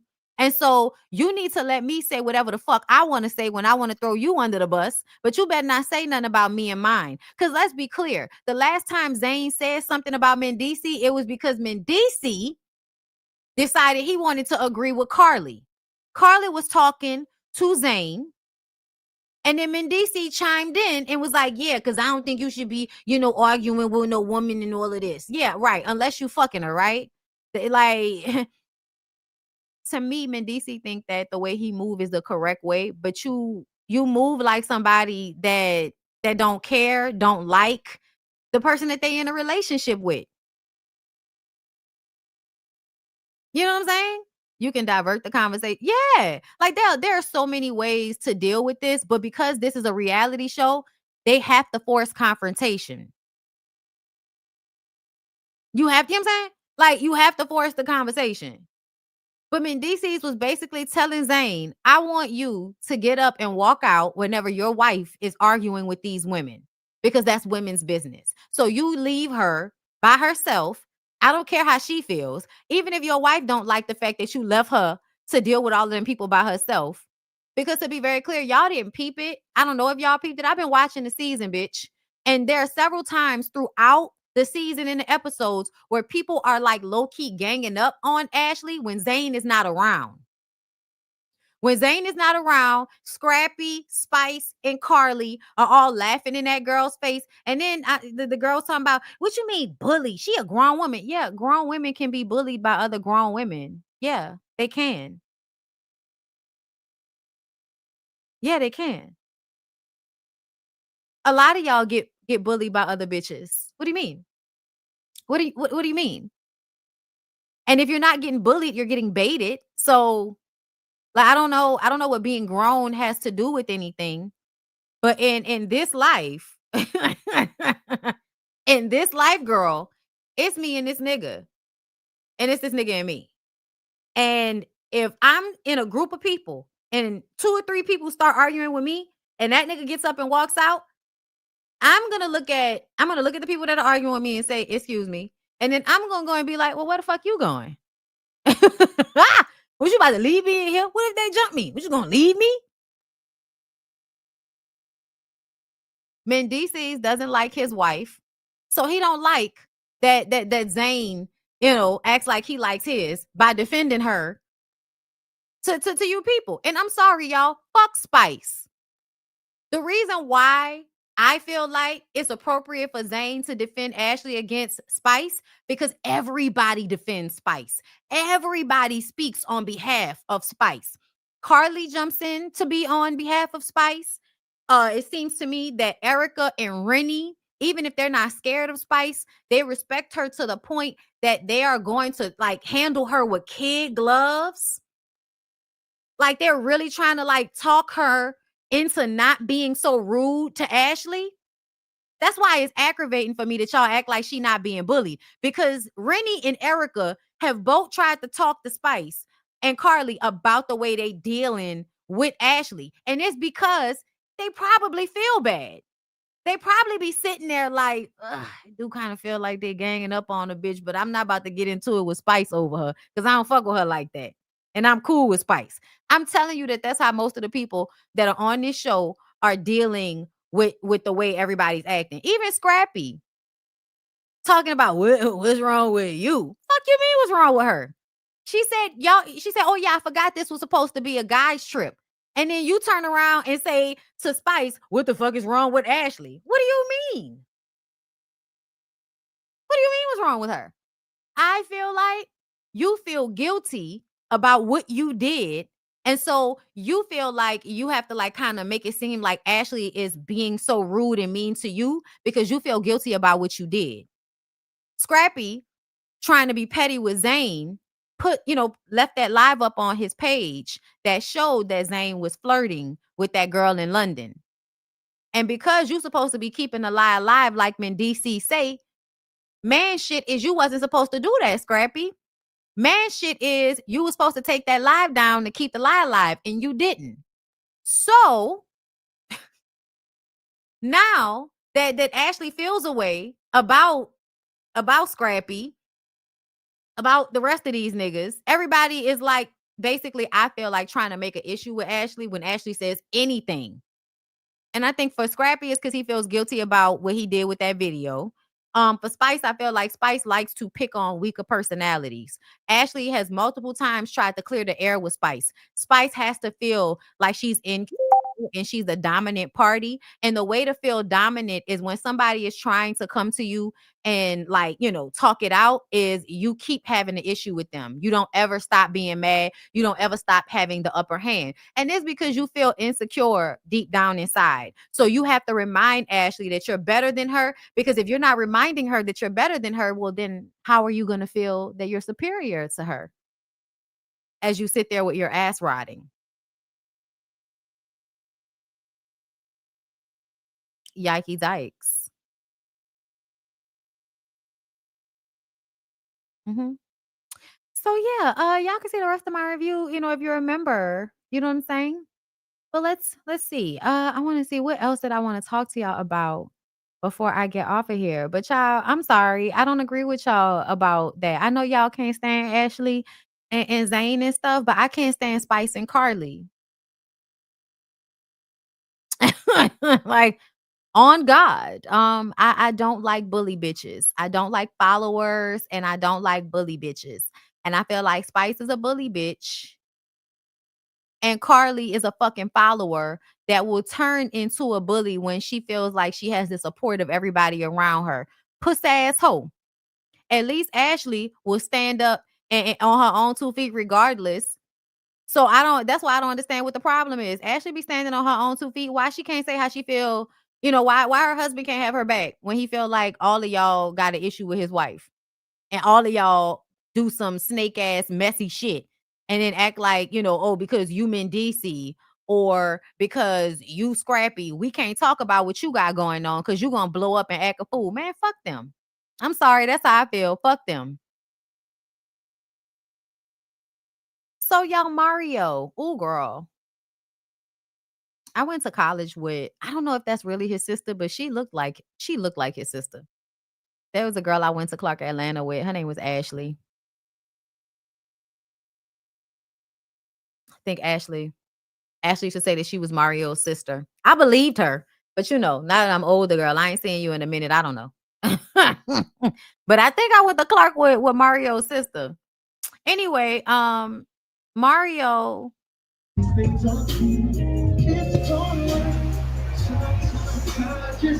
you gotta get the fuck off the stage, huh? Get off the stage. Okay, so the truth of the matter is he was out of breath and frustrated, and so he started talking shit to the cameraman so he could stop and catch his breath. Because if he would have just stopped singing, then it would have looked like he needed to catch his breath, and he didn't want y'all to think that he just had to catch his breath. That's what I feel like happened. Now let's see what he says about it. People are misinformed about the Fresno situation. No one told us a cameraman was shooting my set. I got to the show 10 minutes before my performance and went on stage. Multiple times while seeing the cameraman through my peripheral, I got distracted. And one time almost tripped over a speaker trying to make sure I'm not walking in the same direction as him. He was too far downstage. A cameraman is not supposed to be that far downstage unless he's with you and shooting you that close for a reason. It really can throw you off in the midst of all of that while walking backstage, right? I got frustrated. And that's when I said, yo, you got to get the fuck off the stage. I will take accountability for being 0 to 100 type of person. This is why I stay out the way most of the time. I never want one recorded incident to wipe away the work I've done as a person to stay out of y'all mouths and blogs. Oh, you know you want to be in our mouths and on the blogs. I've performed under all types of circumstances. I'm very professional. I'm a very professional person through and through. Anybody who works with me knows that. So the cameraman, you got caught in the crossfire, my boy, and I'm sorry you had to experience that. It was nothing personal. You're welcome to come and shoot me on tour. It will be nothing but us tour, and we could do it the right way. To the fans who were triggered, I love you. To the bots, fuck you.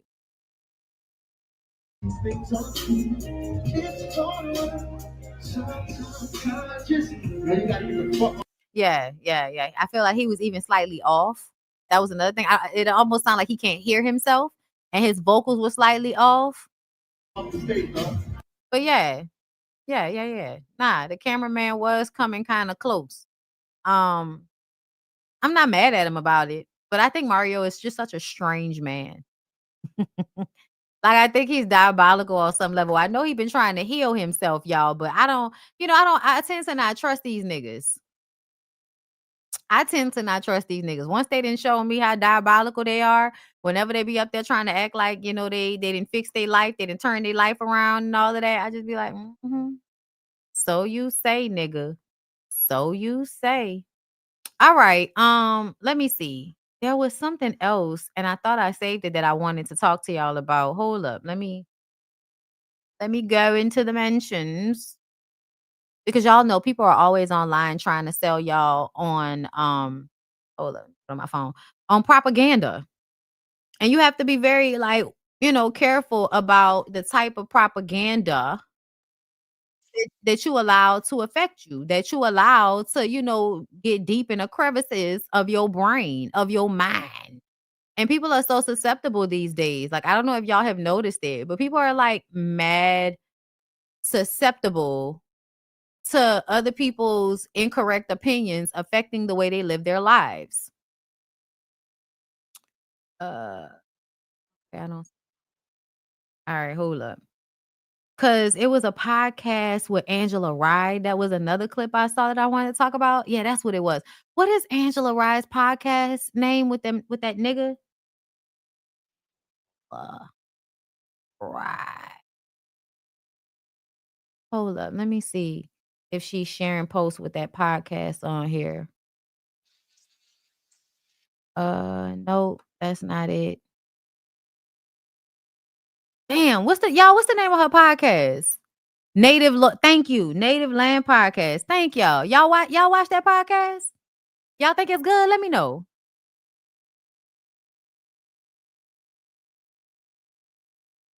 Okay, hold up. All right, I got it. Thank y'all so much, because I knew that would be easy to find in the other thing. Let me see.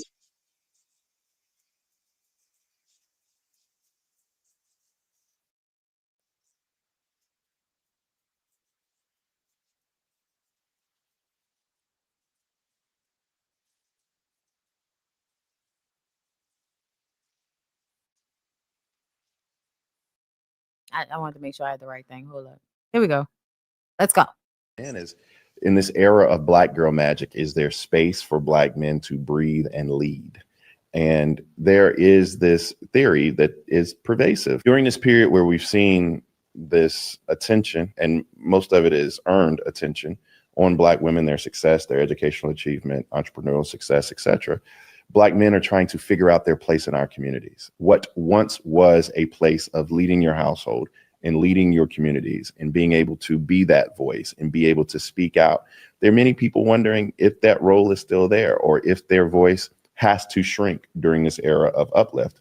Now, I know the quick response that people will say is, oh, well, they can coexist. Like there's nobody pushing you out. That's how I feel. And, you know, I think that the response would be that sometimes it's so loud as we praise, as we should, that many times we feel as if our accomplishments, our successes, or even more importantly, our trials and tribulations go unnoticed.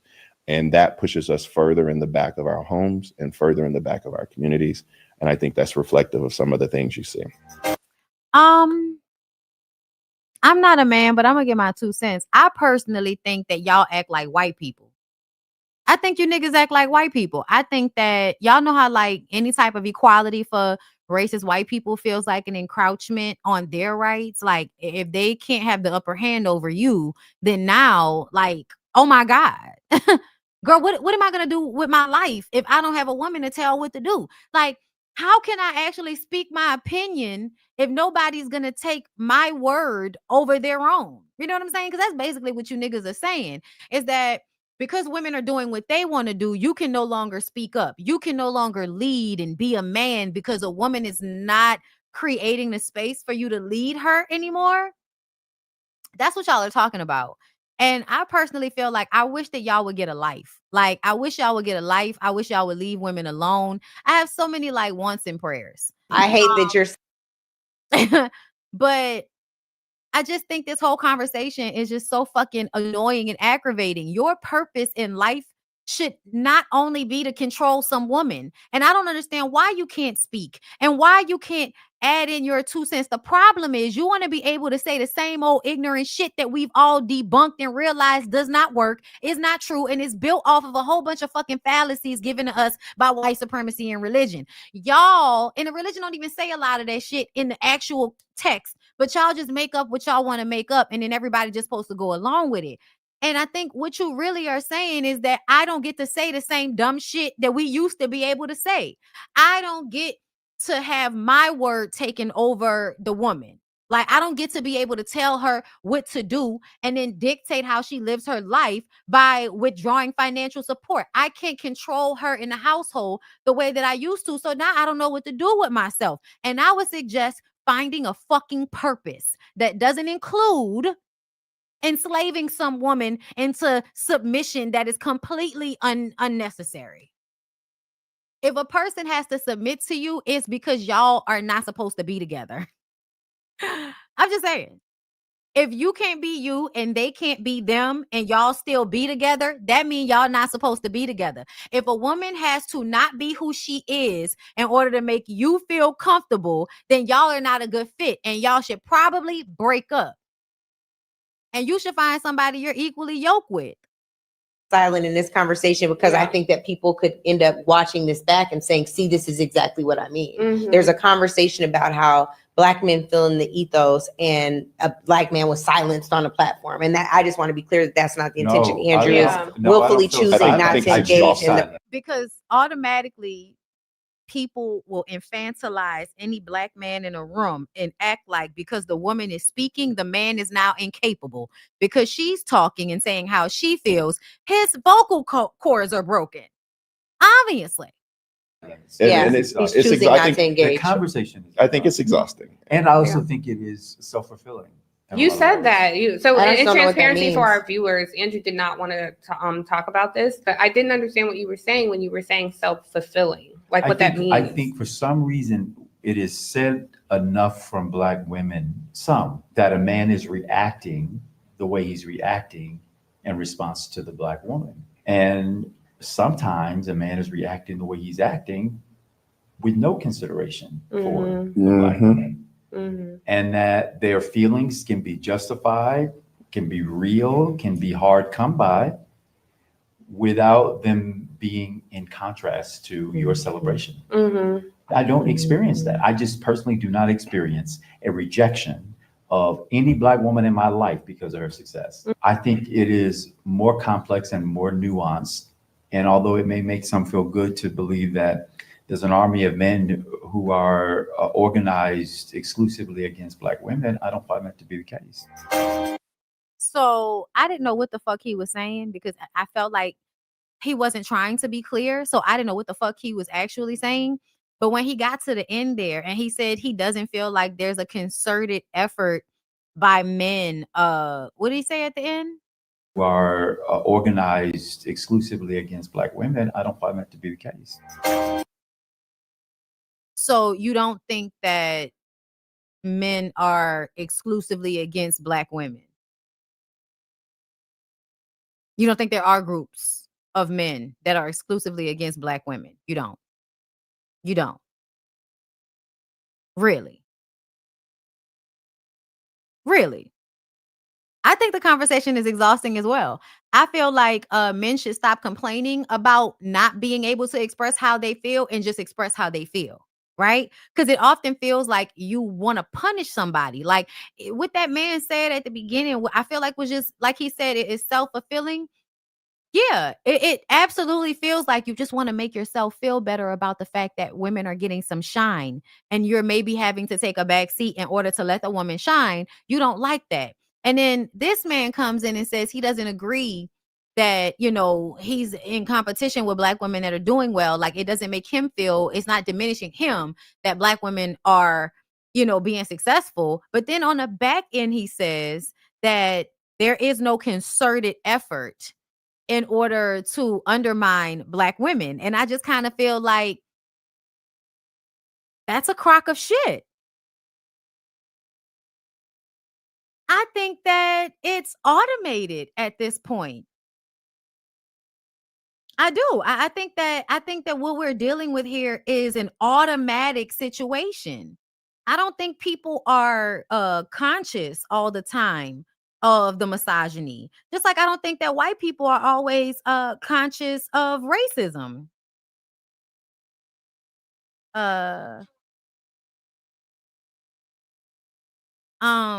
Yeah, I want to see what she said. But yeah, I think that when men say shit like that, I just feel like it just goes to show you in general just don't want to accept the truth of the matter. That's what I think. I think you just don't want to accept the truth of the matter because I think it's okay to say that I'm not one of the Black men that are out here trying to do that.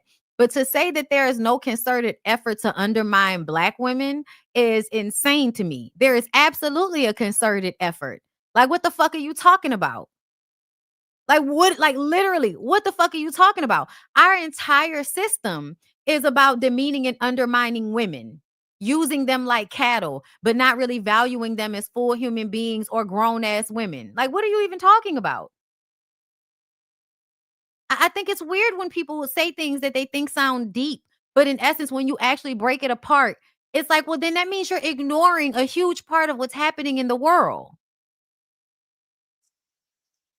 Other than some absolute pure self-hating little dick energy nonsense from that half-witted idiot basking in the non-existent rays of his own ignorance.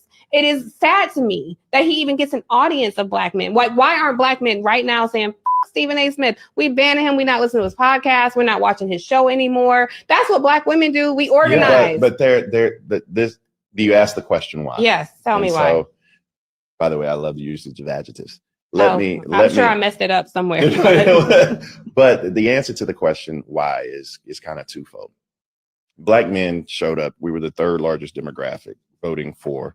You had Black women, you had Jews as a collective, and then you had Black men, somewhere between 74, 76% voting for Kamala Harris. And so, yeah, it's not a large number. We still are there. But the slippage you've seen is twofold. The first is that there's been no party, no group, which for the past 20, 30 years has taken the time to listen to Black men holistically. And many times we are spoken to about policy.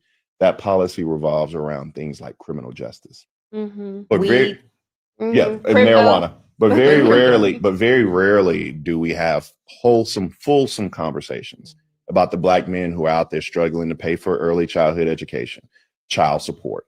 Right, you know how that wages. You know when the crazy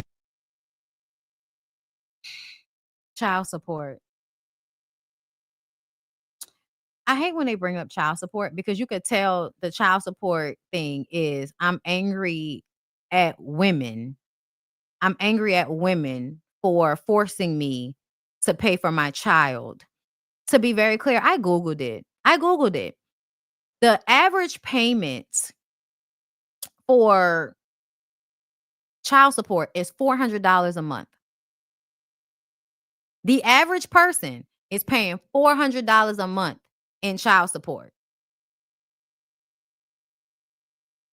I understand that we all like are in different tax brackets and shit, but I feel like if that's the average amount, let's say you bring home $3,000 a month, you have to pay $400 to your kid out of that.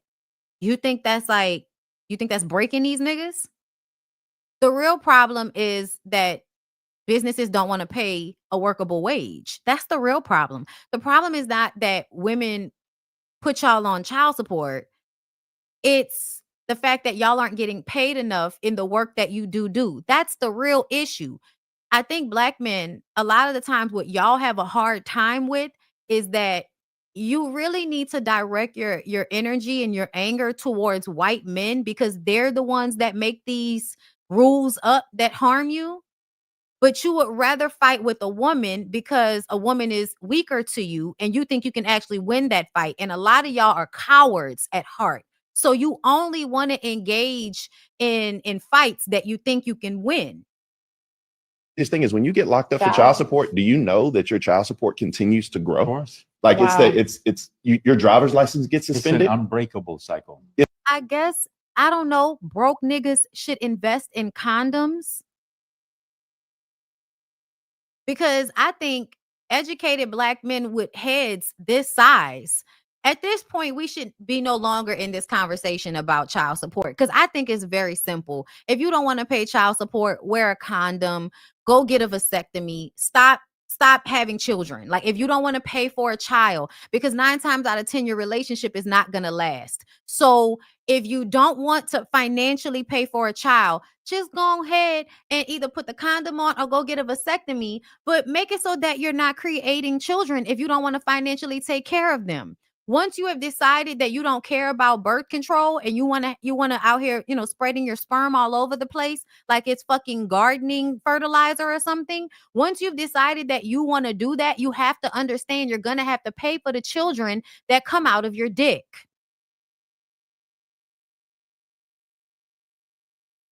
And if you don't, I'm not sure what the laws are when it comes to this situation, but like, aren't y'all allowed to like give up y'all parental rights? And that means, like, if you give up your parental rights, do you still have to pay child support? I'm gonna let him finish. Hold up. It's an unbreakable cycle, right? I mean, just opportunities, STEM opportunities. So just having a holistic, fulsome conversation around Black men is something that hasn't happened. The other thing is, which is a question that we have to answer, and hopefully we'll untangle it over the next, 100 episodes. Certainly while you're here. certainly while I'm here, is there are a lot of Black men who question whether or not they have the ability to breathe and lead in an era of Black girl magic. I would say so this conversation started out being about Stephen A. Smith and him talking about Black women. And now this translates to this man using this as a men versus women's conversation. Okay, I'm looking in Louisiana. It says, no, giving up parental rights is not automatically in obligation to pay child support. In Louisiana and most other places, parental rights can only be terminated under specific legal circumstances. And this process is separate from child support obligation. So no, if you have a child, y'all gonna have to pay for these kids. So I guess y'all should go and get vasectomies and y'all should go invest in condoms. Or maybe you should be like very clear and with women and be like, hey, I don't want any kids. We're going to wear a condom. You know what I'm saying? If you have a baby, I'm going to ghost you. If you get pregnant, bitch, I'm going to ghost you and leave you to take care of that responsibility all on your own. Something tells me y'all don't have these types of conversations with women. Something tells me y'all don't tell women that y'all are going to leave them and the baby for dead.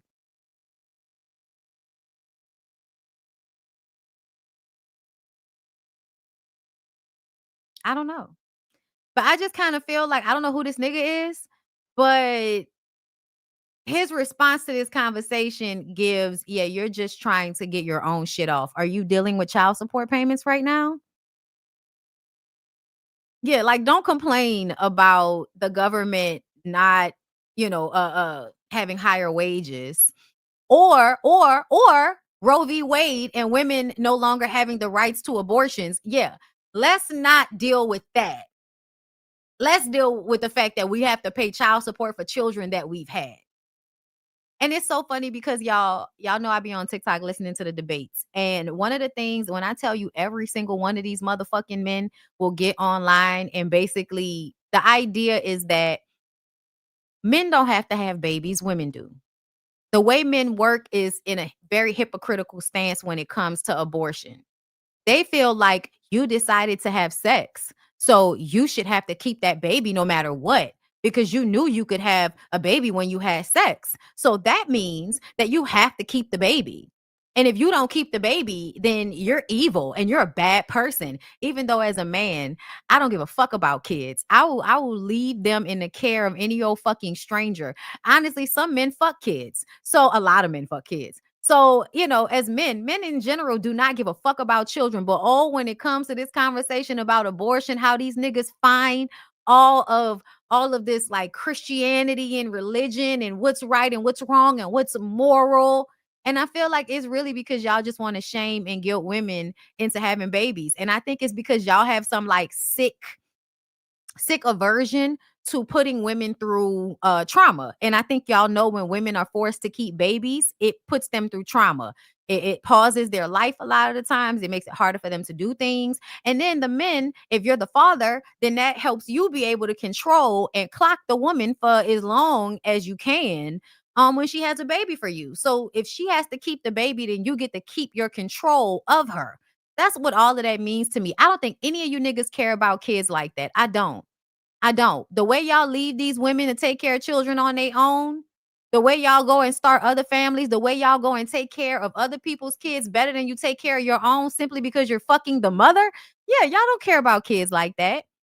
But whenever we're talking about abortion, all of you niggas, all of you niggas, you think it's right? You think that's right for a woman to just get? Yeah, I do. To the point that a lot of them, like y'all, these people are so retarded. I hate to use that word, but I don't know what else to say to like.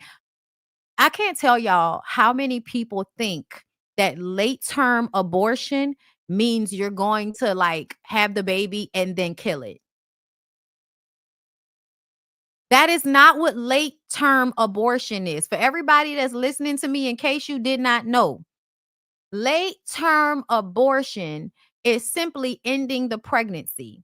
Once a baby is between the months of the gestational period, 6 months pregnant to 9 months pregnant, a baby can in general live on its own.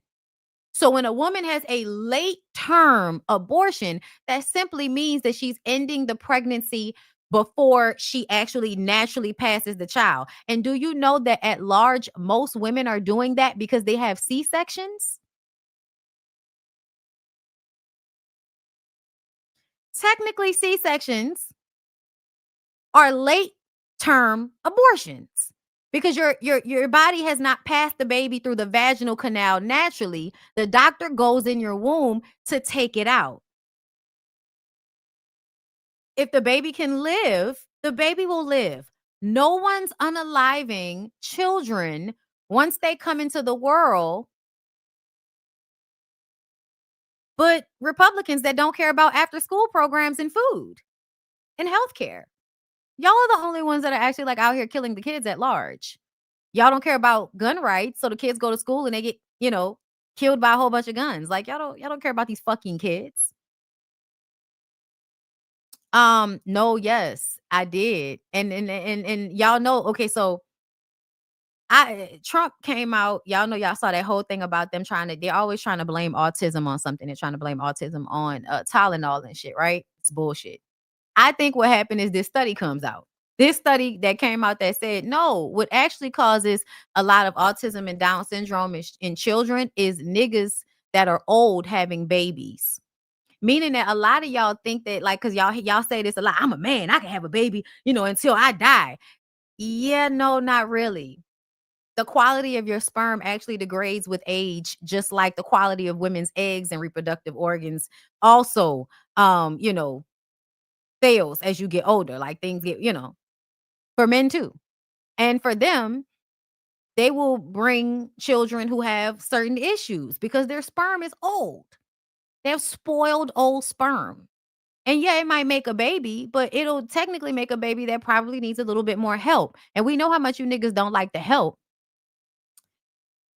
So I think it was finding out that the reason why Trump's youngest child might be slightly off is because you're too fucking old to be having children when you had that boy. And you don't want to admit that you're the reason why, because y'all probably have been blaming the mother the entire time. But no, it's you. It's you. It's you and your sperm. Now, I was trying to find, child, they love talking about a geriatric pregnancy, but have you ever heard about geriatric sperm? Yeah, barren. Yeah. The idea is that something wrong, something's amiss. Because, I don't want to necessarily say, wrong, but y'all know what I mean. Like, something's amiss with his youngest, and you find out it's because your dick is old. You have old, spoiled, nasty sperm in there. Not sour nut. Wild. I couldn't find, y'all, I'm so mad that I couldn't find that other clip of that one lady. Y'all, it's that one lady that's always saying stupid shit. Y'all know that one lady. Like, she's on a podcast with that guy, that younger guy. I forgot what it was that she actually said that annoyed me so. What was she saying about women and damn. And I couldn't find it in my mentions. Damn it, but that's okay. I'm sure it'll come back up to my feed at some point. I think I'm good for the day. I think I got it all out. Right? I think that was a good show. Too.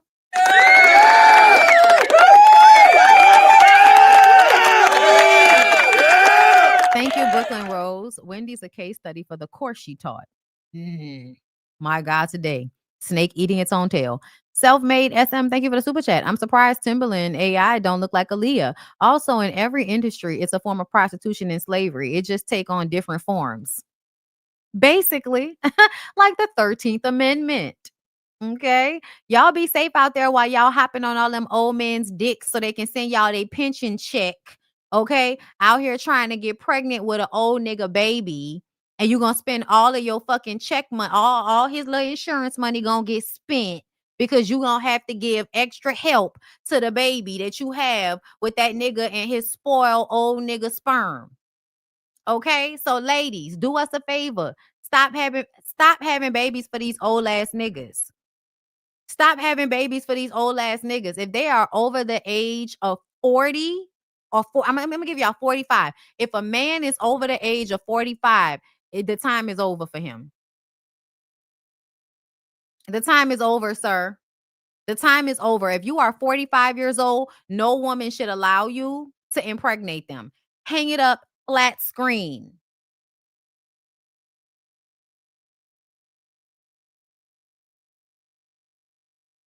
Hey, Nicki, asthma. I'm sorry, y'all. I gotta go. I love you guys so much. I hope you guys have a great rest of your day.